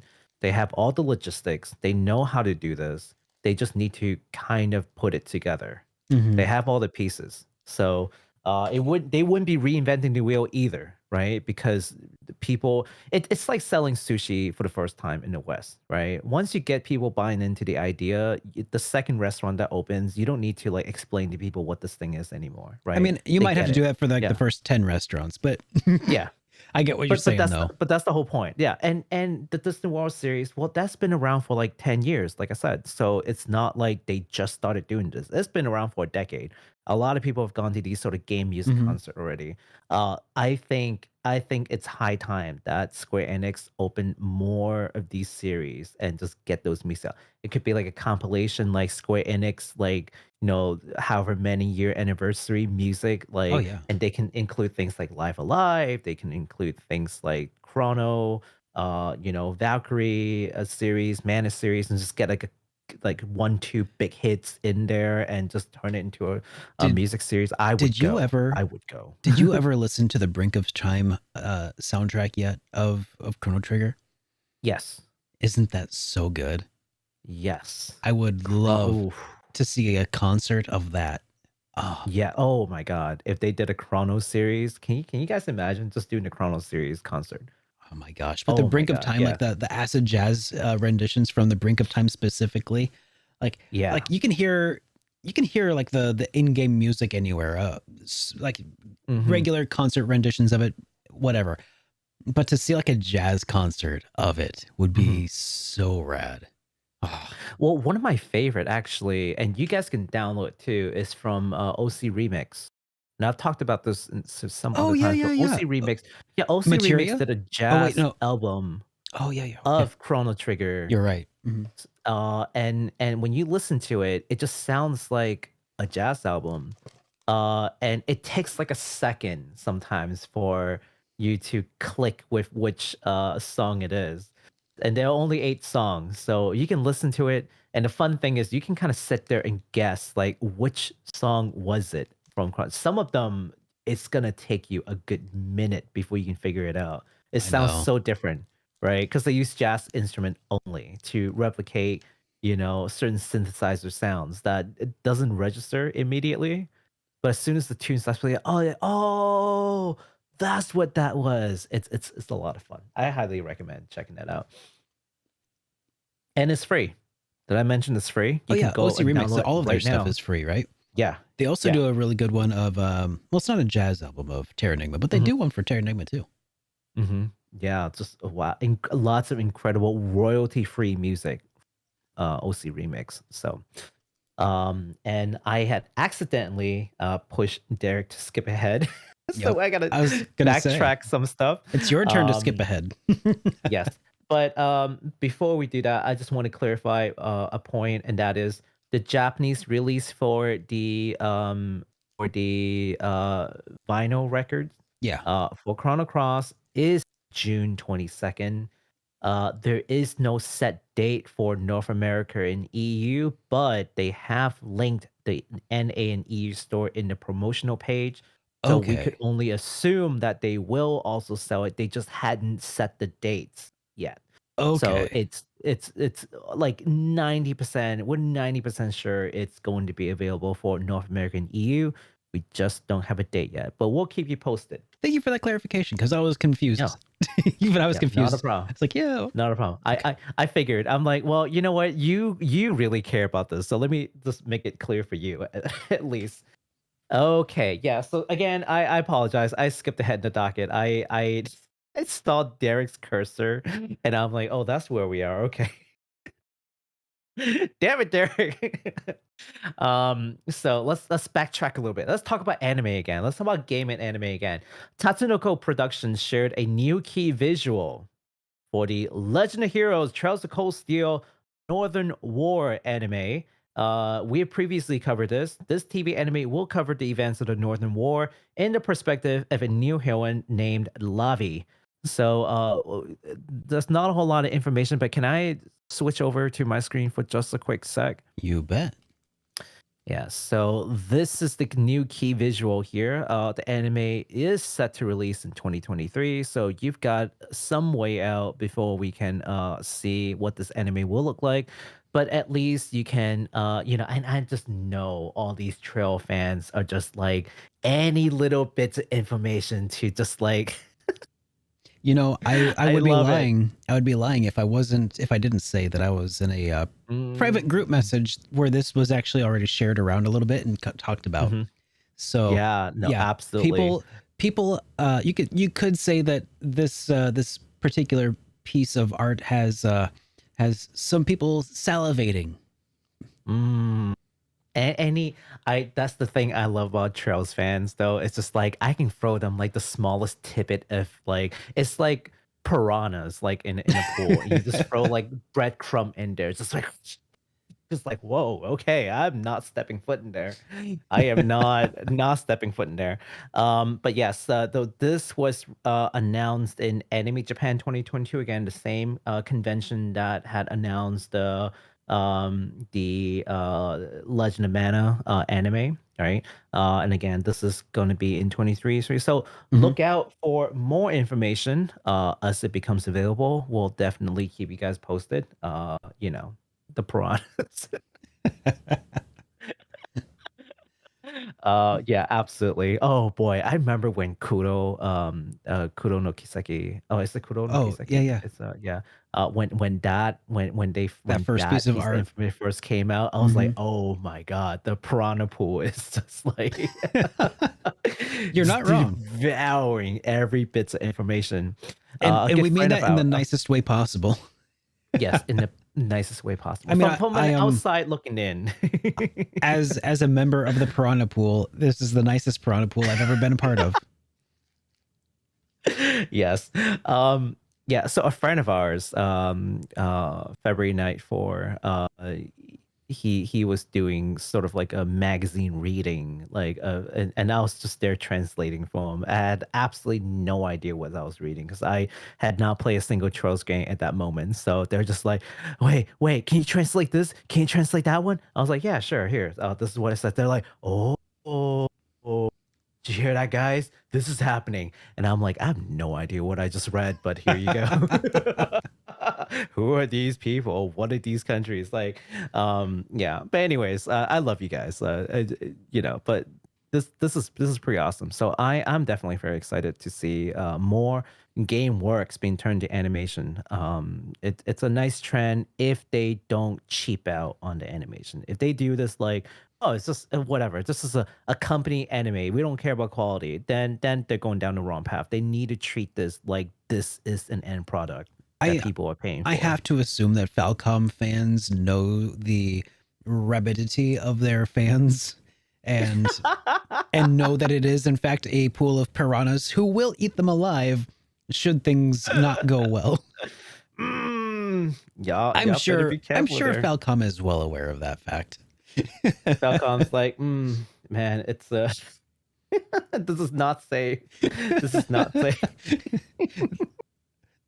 But yeah, I mean, all the best of luck to Falcom. Like, just for sure, that's a tightrope to walk. It but is definitely a tightrope. As long as they don't skimp out and cheap out on it, yeah, it should be fine. Yeah, absolutely. I mean, heck, Trails fans have made do with the OVAs of Trails in the Sky. Have you seen them? Have you seen the OVAs yet? I have not. Well, I will say that any good? Are they? Falcom fans have learned to deal with some hit and miss animation quality. So, I mean, they've been making do. Let's just say that they've been making do for a while, and they could do with a win. It could take a W. I'd be Yeah, happy. for them. I'm hoping that this turns out well. I mean, it looks pretty good so far, but we'll see as more, as more things become available. Mhm. All right. Talking about merch now. Not ours. So Not yet. no, not ours, but so we've talked about the Atelier series, right, Derek? We've talked about. Do you remember Only a time or two. Only the like Atelier series? one No, to only a two time to or two. three, maybe four times total. Maybe a handful. Yeah. Well, Sophie 2 recently was released, and that was the last time we talked about the Atelier series. But did you guys know that the Atelier series has been around for 25 years I did already? not know that. I had And no that's idea. crazy. Yeah, no, it's been around since I think the PlayStation 1 era. So They're this a pretty series big has been deal. around. Mhm. Yeah, no, absolutely. They're a long-running series and they release new games all the time. See, the Atelier series typically revolve around, well, an alchemist that you would play as. Some RPG, a lot of material gathering, some quests requiring you to create items. That's sort of typically how it goes with all the games that's been released so far. And for their 25th anniversary, merchandise is now actually available for pre-order at AmiAmi. And some of the goods include a 25th anniversary cedarwood barrel mug. And for anyone who's ever played LTLE games, you know why it's a barrel. They also got some framed art pieces and acrylic stands and a lot more. So we'll be listing a link down below for your viewing pleasure so that you can see all the items available. If you're an LTLA fans, you're not going to want to miss this one. I am actually looking at a couple items myself. I got some shipments from AmiAmi. So Are they figures? now, yeah, they are. yeah, they are. But hey, Figures. listen. But is that the witty joke? Is that the We've witty done it. joke? We've Okay, done it. check mark done. We did not fail when there. When if you're listening to us right now, we did this for you. Yeah. So if anyone is curious about how AmiAmi works, basically, they are a company in Japan. They specialize in pre-orders and shipping it out to the rest of the world. So a lot of things that may be Japan exclusive, you can get them through AmiAmi. And so figures in particular are things that typically you have to pre-order a couple months to a year, maybe a little bit more in advance. You don't pay until it is ready to ship. And when it is ready to ship, they'll ask you for payment. So that's how AmiAmi works. If anybody has any questions, right? Well, first of all, is AmiAmi safe? Yes, I paid them hundreds and hundreds and hundreds of dollars for goods. They are super good about packaging. Don't even worry about them. They've been around in the business for a long time, so they're absolutely trustworthy. But if anyone has questions about how to order stuff, what is it like, leave in the comments. I'll try to answer them for you. Especially when we cover some of these figures that's coming from like Falcom, right? We just talked about Falcom. Well, Falcom are making figures of their characters. Guess where you can get them? AmiAmi.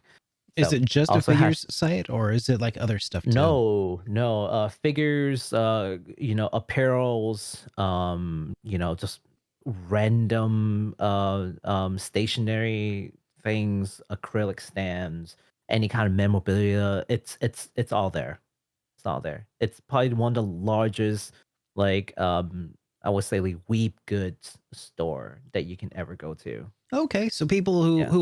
who like our show would probably like the stuff they sell. Gotcha. Absolutely. Hashtag not sponsor. Hashtag not yet sponsor. AmiAmi, Could be if you're watching. sponsored, yeah. Could hashtag could be sponsored. Uh, wink, wink, AmiAmi. Say no more. But yeah, yeah. But again, if you guys have any questions, feel free to list them in the comments, and I am happy to assist. Awesome. Thanks for the heads up on that. I'm gonna need to check them out. I've used other like services through Japan to like order things through like Yahoo auctions and stuff, for instance. Yeah, Yahoo like- auction is big. Yeah. Like I mean, I've used like Tenso, for instance, as a way to like have stuff bought through auctions, then repackaged and then like sold out, but shipped out Yeah. from them. But yeah, this is a new one for me, so I have to check them out. Yeah, absolutely, absolutely. So, you know what? We got a fun little bit of community news to talk about. Actually, a few little projects. And here's one that I found. It's not too new, but I found it Mhm. pretty recently, and I sent it to Baku, and I was like, "We need to talk about this." It came out in Yeah. February, Mhm. and it is a demake. It's not the demake of Bloodborne though. And Mhm. instead of ruining it by trying to describe it here, I want to I just want to show the trailer real quick. Let's take a look at it. Yeah. Yeah. Roll that beautiful footage.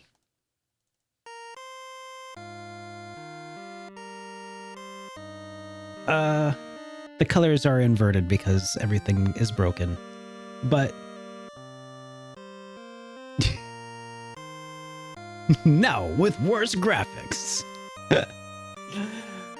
It's all messed up. It's all messed up. It's yep. Oh God. Oh God. Shoot. Oh God. Oh God. I have no idea. I need to figure out why it's doing all of the inverted colors. That's so weird. But yes, Persona 4 got a demake for the Game Boy, and it sort of did, sort of not. Yeah. So it's not actually a full-fledged full game demake. It's more of like what you might call a demo of what it would be like to play a Game Boy demake. It does not run on a Game Boy. It is a PC game. But it is playable to a degree, and we'll have links to that in the description below as well. So Yeah.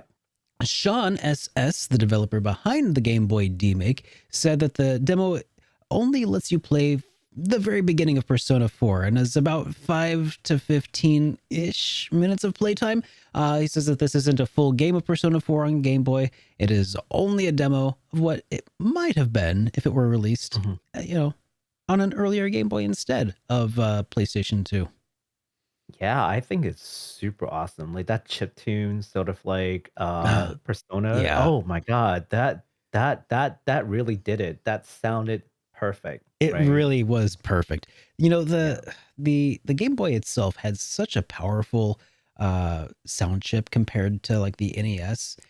It legitimately, like, if you ever think about it, the Game Boy had stereo audio, whereas the NES, like, technically you can make it have stereo, but not really. And it just has better music. I mean, the NES has its own distinctive sound, but yeah, despite its diminutive size, the sound chip just it sounds better. It's just a Yeah. slightly better, That's improved actually chip. really crazy. Mm-hmm. Yeah. But man, that looks so good when you send it to me. I sent it to one of our friend, Mr. Invaz, sent it to him immediately. I was like, "Hey, I think you're gonna like this." Yeah. I don't know if he played it, but I'm looking to hear from him. And it's 5 to 15 minutes, man. You've got the time. So Yep. he's like this mega Persona fan. Now, speaking of demakes, I guess I have a little bit of news that can dovetail into that. Okay. And that's, you remember the other week we were talking about that demake of Bloodborne, and I just even mentioned it just a second ago how there's a little bit of something extra here, and I'll just show the trailer for this as well here. Let's go.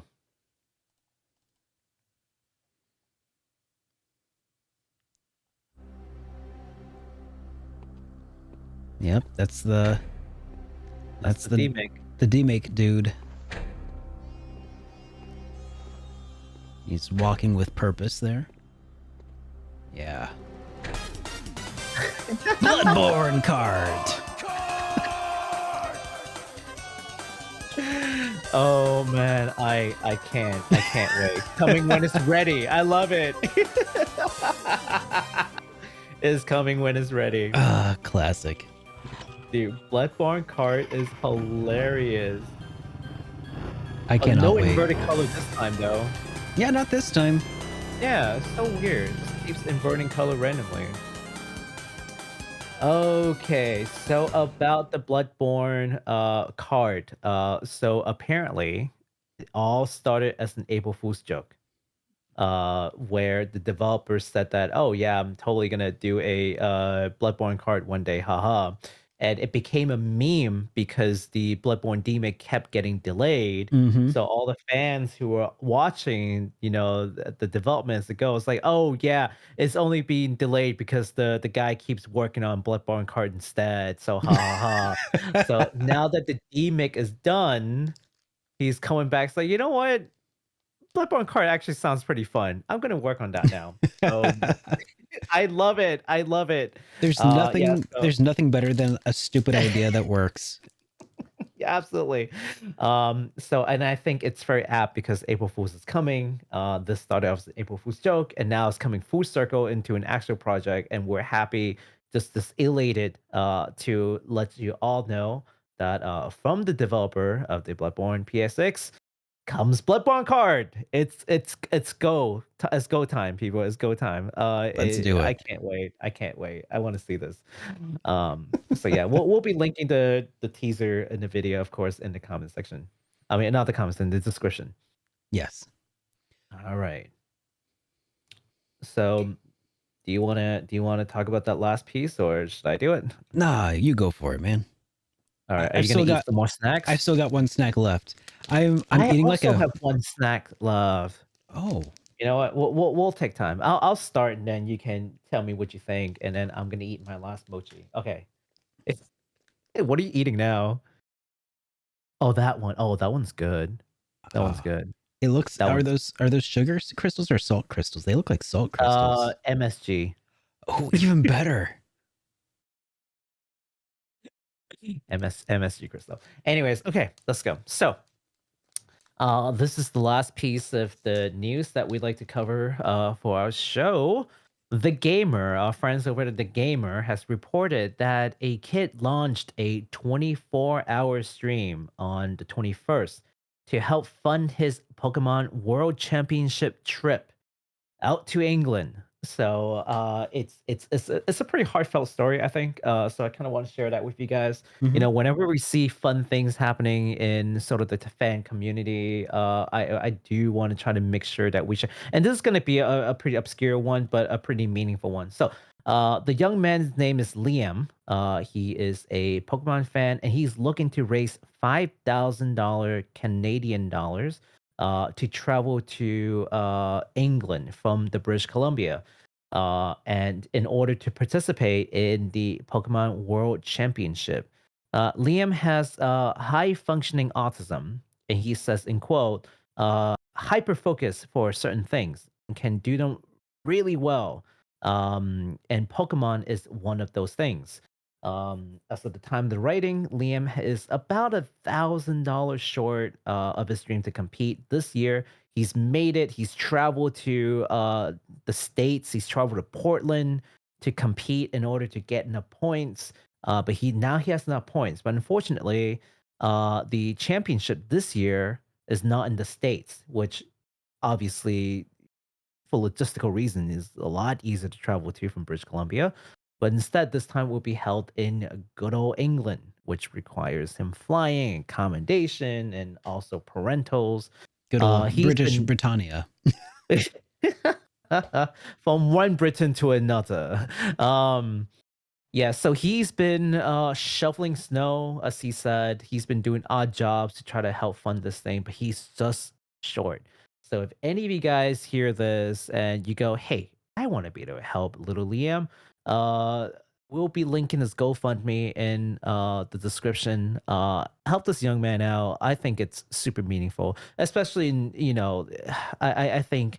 But I guess for someone who has autism, I don't have autism, but I can just imagine, life's kind of probably already kind of tough, and then we've got, the pandemic. It, you know, we got to do what we can do to sort of like lighten their the world up one at a time. So if he's willing to go and do a 24-hour stream, which I can tell you from experience is freaking rough. Yep. Among other things, I think the last thing I can do is just be however much of a microphone I can, or not a microphone, or however Megaphone. much signal boosting, yes, that we can do for this endeavor. That's what we're doing. So, Yeah. any thoughts, Derek? I mean, yeah, I'm it's eating I a don't know. mochi. It's kind of a nice, like, I mean, we generally try to stick to just games news and industry news and stuff like this. But I mean, it's nice to be able to focus on cool little like smaller things, little I don't know, uplifting news. I guess that people are kind Yeah. of rallying around this kid. That's super cool. Yeah. Yeah, they've raised about $4,000 now. Wow. He's looking for Canadian dollars, and this has been sort of echoed by some pretty notable community members. So I Mhm. think it's pretty cool that this is then being shared. So you may hear about this, in a week or two, Yeah. but just don't remember that you heard it here first. That's awesome. Yeah. Go Liam. Yeah, go Liam. Yeah, I went and donated some money already. So I'm not saying you guys need to, but I'm just saying that I would never ask you to donate things if I don't donate to it. All right. So And this mochi's amazing. Oh my god. it's really good. Now, Baku, before we wind down, what are you doing as you as you throw a mochi in? What I'm doing right now is trying not to choke on this mochi. Good call. You can. I've seen diagrams. People like say like if someone's choking on a mochi, that you get like the vacuum cleaner hose and like kind of. Have you heard about that? No, I have not. Because What? X number of people choke on mochi every single year because it's just the perfect like diameter to totally just close off a windpipe. So if you know somebody who's choking on a mochi who can't get it up or down, then I've heard here. Let me fact check myself, but I've heard that a possible solution to this could be to use the a vacuum cleaner, like the hose portion of it, and suck the mochi out. Okay. Well, while you do that, what am I doing? Let's see. So I will be streaming actually tonight. I'll be streaming right after the podcast. So you guys want to come hang out? Head on over to twitch.tv/BlackSunJRPG. Links will be in the description. Where we will be finishing off Like a Dragon, saying goodbye to this beautiful, beautiful turn-based RPG. And then after that, I will be starting a little gem that we've covered called The Cruel King and the Great Hero, starting on Wednesday. And I do stream Wednesday through Saturday, typically, 9 p.m. Eastern Time. So please come by to hang out. Again, the link will be in the description down below. Awesome. All right. Now, before I dive into my stuff here, let me just share this news article with you here, Baku. Oh my god. Yes, please. Daughter uses vacuum cleaner to save dad's life. In Sapporo. Okay. So this is Sapporo. Hokkaido. Uh-huh. An elderly gentleman was. Oh, and this is, by the way, as reported through japantimes.co.jp. Mhm. An elderly man was choking on mochi rice cake that was saved by his daughter, who sucked it out using a vacuum cleaner. Local fire department officials said on Sunday. The incident Wow. occurred at 7:20 a.m. on Tuesday when the man, 70, was eating soup with mochi at the house in Noboretsu. Mhm. I don't know if I said that right, but probably not. But anyways, Eh, which is in southwestern Hokkaido, the of officials course. said. Of course, as we all know, Nobody bets. nobody bits. Okay. Nobody bets. Yeah. The woman had already extricated the mochi from the choking father at the time that the fire department emergency workers arrived, they said. The man was conscious and was his breathing patterns and blood pressure and pulse returned to normal. The woman was lucky in vacuuming out the mochi, but you have to be careful as such an action often hurts the inside of the mouth, said the department. Mhm. Yes. Mochi is a seasonal delicacy in Japan made from a very glutinous rice. Elderly Yes. people often choke on it as a result, as it is difficult to chew and swallow. It really is. It really is. I don't know what is up with Japanese people eating super dangerous foods. Like they're eating pufferfish. And then when they're not eating pufferfish, they're eating mochi. It's like they're finding new ways to like kill you with their foods. Death by Mochi sounds like about the best way to go, though, to be honest. Mm, Mm. I don't. I don't know about that. Mochi is really good. It is so good. I know. He died doing what he loved most, eating Japanese food. Oh boy. All right. So now that I've reported the news, I will say now, Baku, since that's very cool that you've been playing the what was it called again? The Yakuza Like a Dragon. no, the other one, the cute one. Or is that you're gonna play it soon? I will start it this coming Wednesday. Yes. Okay, I was gonna ask you what your thoughts, but you're gonna play it on Wednesday. Okay. Yes, I'll start this. I was distracted looking up the news article at the time. Oh, that's okay. Yeah, I figured. All right. Well, anyways, so what I'm doing and what people can find for me here. So Friday videos are back on the menu, everybody. Oh. That's the first thing. And you might have noticed if you watched last Friday or this most recent Friday's video, that I happen to have a very new piece of merchandise dropping called the Hype Responsibly t-shirt. And supplies are very limited. We are actually, I had enough to have 50 made up front for this very first print run edition, most of which have sold out. We have, last I saw, we just have large size t-shirts left. And that also comes with a first print run edition emblem on the nape of the neck, as well as a hand calligraph. That's me doing calligraphy, like actual like ink pen writing. Like it's a skill I've been working on. It's hand calligraphed, hand sealed with a wax seal, numbered, and it's got an autograph on there if you want it. Just a little thing for me to throw in to help make the collector's edition version, if you will, you know, a little more special.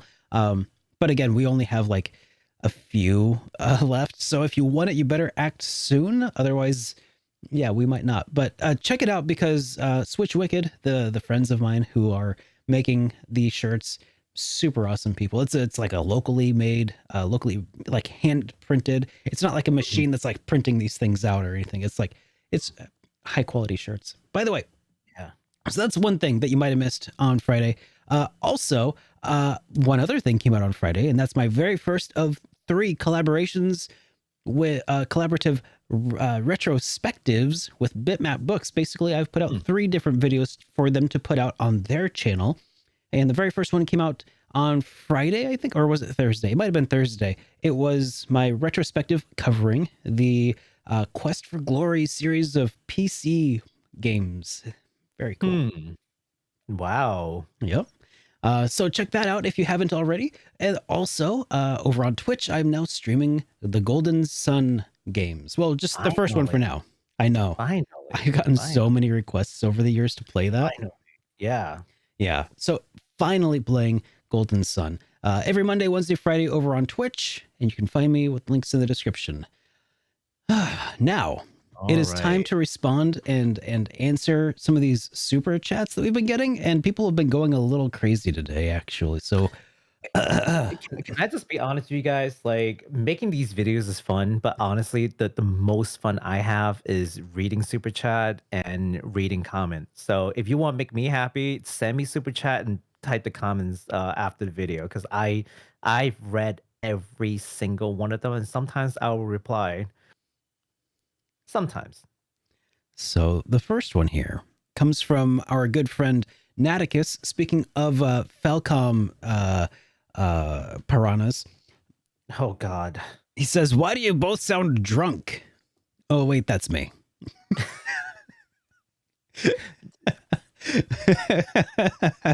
Hype responsibility, but also drink responsibly. Very, very well put. Good point there, Naticus. Good point there, Baku. You drink responsibility too, Derek. Duobeard has asked, where can we get SuperDerek theme songs with lyrics? And well, I think that really my only real response to that, Duobeard, has to be for you to just be the change that you want to see in the world, my friend. I thought it had lyrics. My Yeah. theme song?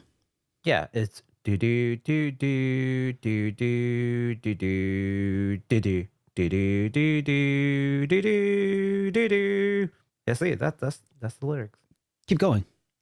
Just kidding. Don't dare me.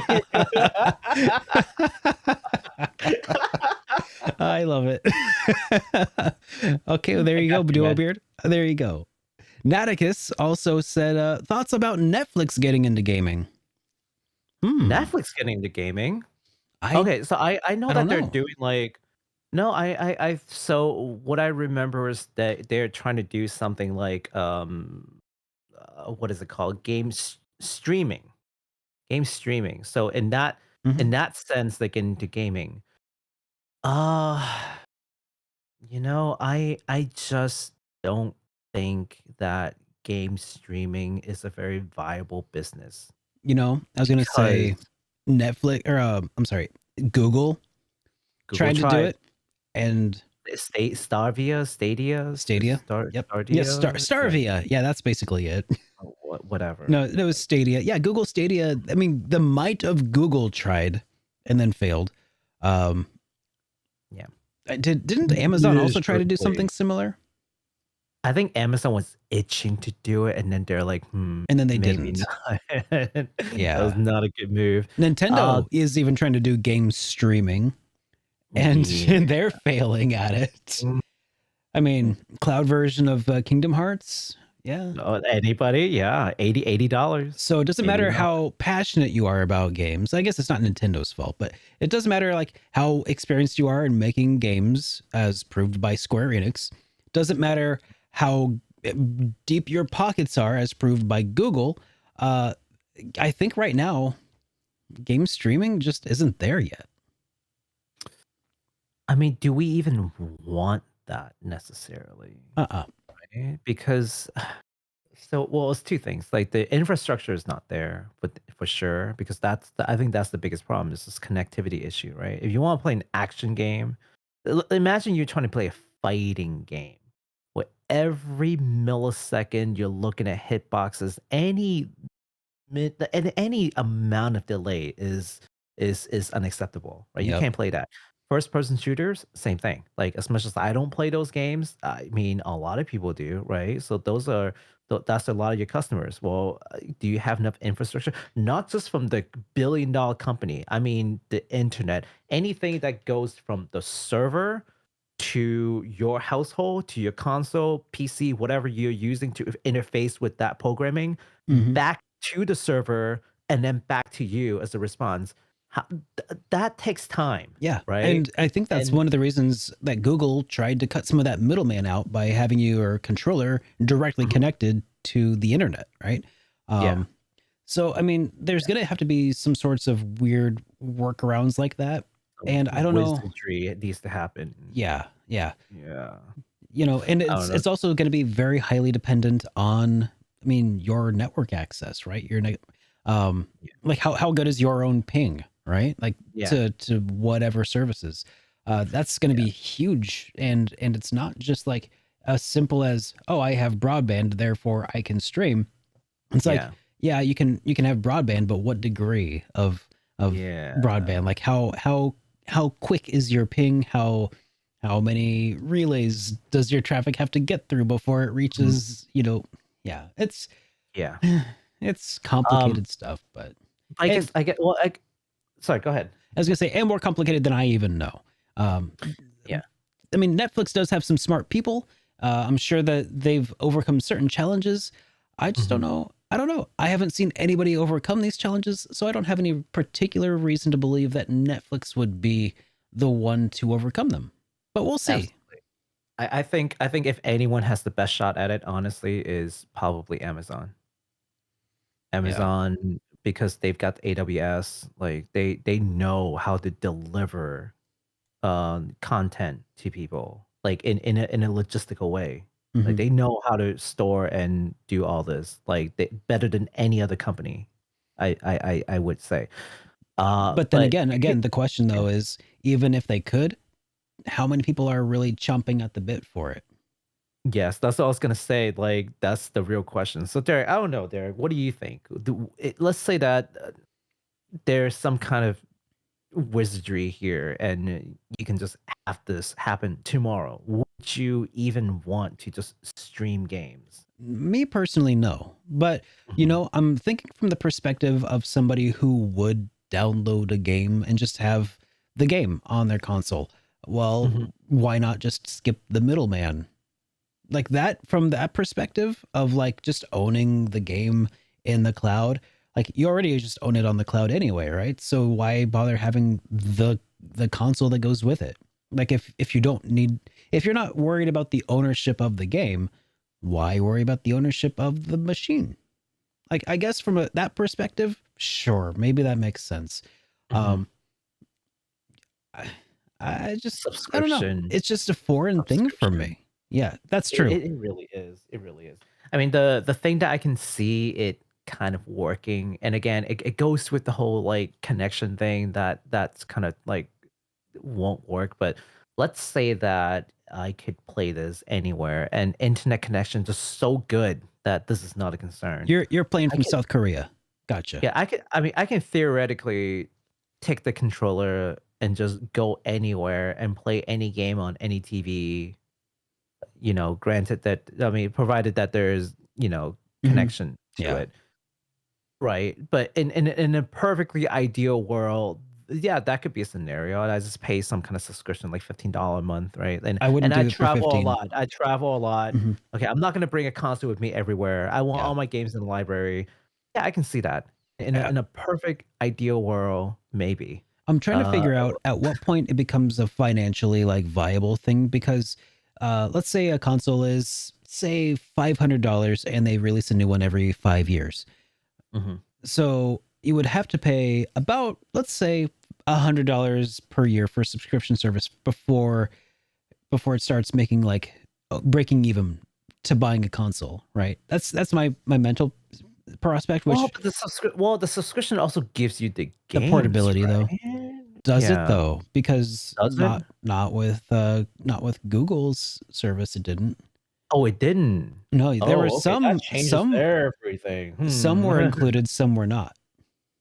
Yeah, that changes everything. I guess Yeah. that's why the Switch is still so popular, to much to some people's, Chagrin. Yeah, for yeah, sure. because they don't like the Switch. The Switch. Yeah, it's like, yeah, but the Switch is great for people who are traveling on the go and they can dock it. Believe it or not, a lot of people are always just traveling, and they do want, but they do still want like a console, experience whenever Hmm. they are at home. So it's like that's the perfect marriage between the two, and they came up with a way to make it happen. It's brilliant. Say what you will about lack of 4K, but hey, like it hits a different checkbox for different people. So, Absolutely. all good for that. All right. Yeah. Let's go ahead. We've been dwelling on that one for a minute. Yeah, sorry. That was No. interesting. Yeah. It is a very good question. Still Alive says, I keep seeing that Lunar Silver Star story artwork in the background for Sega CD, and it makes me wish someone would port those games to modern consoles. Me too. That would be nice. Mhm. I would like for I think Gung Ho Entertainment right now. I think they own the rights. Same with the Grandia series. Mhm. Oh, you know what? Well, if they own the Grande series, then maybe. It's possible, Yeah. but I Let me don't see think who it's very owns it now. likely. I'm pretty sure it's still Gung Ho because they own a lot of the rights to Game Arts stuff. Yeah. Well, Game Arts. Yeah. Yeah, Game Arts owns Lunar and Studio X. Actually, a couple Mhm. years ago, they put out a questionnaire to fans or to fans of the Game Arts stuff, asking like what people would be interested in the future of Game Arts's IPs, and there were a lot of responses to that, but I don't know whatever came Hmm. of it. It was around the time that they started announcing Yeah. the Grandia series remasters, though. It was a little bit after they announced them. Well, hopefully Lunar Remaster is gonna. I do like Lunar, so there's that. Me too. Yeah. Naticus threw in another super chat here. Says, Team Bright Hello. represent. Yep. Wow, you are drunk. Okay. Duo Beard also threw out here. He says, "How do you two feel? Stranger of Paradise winning Game of the Year." That game is trash and no one should play it. I'm just kidding.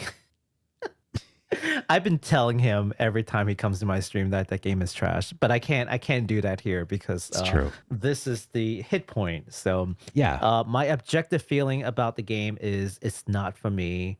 They're competing against some tough competition. Elden Ring, I think, is gonna blow it out of the water. Chrono Cross in remaster. Yeah.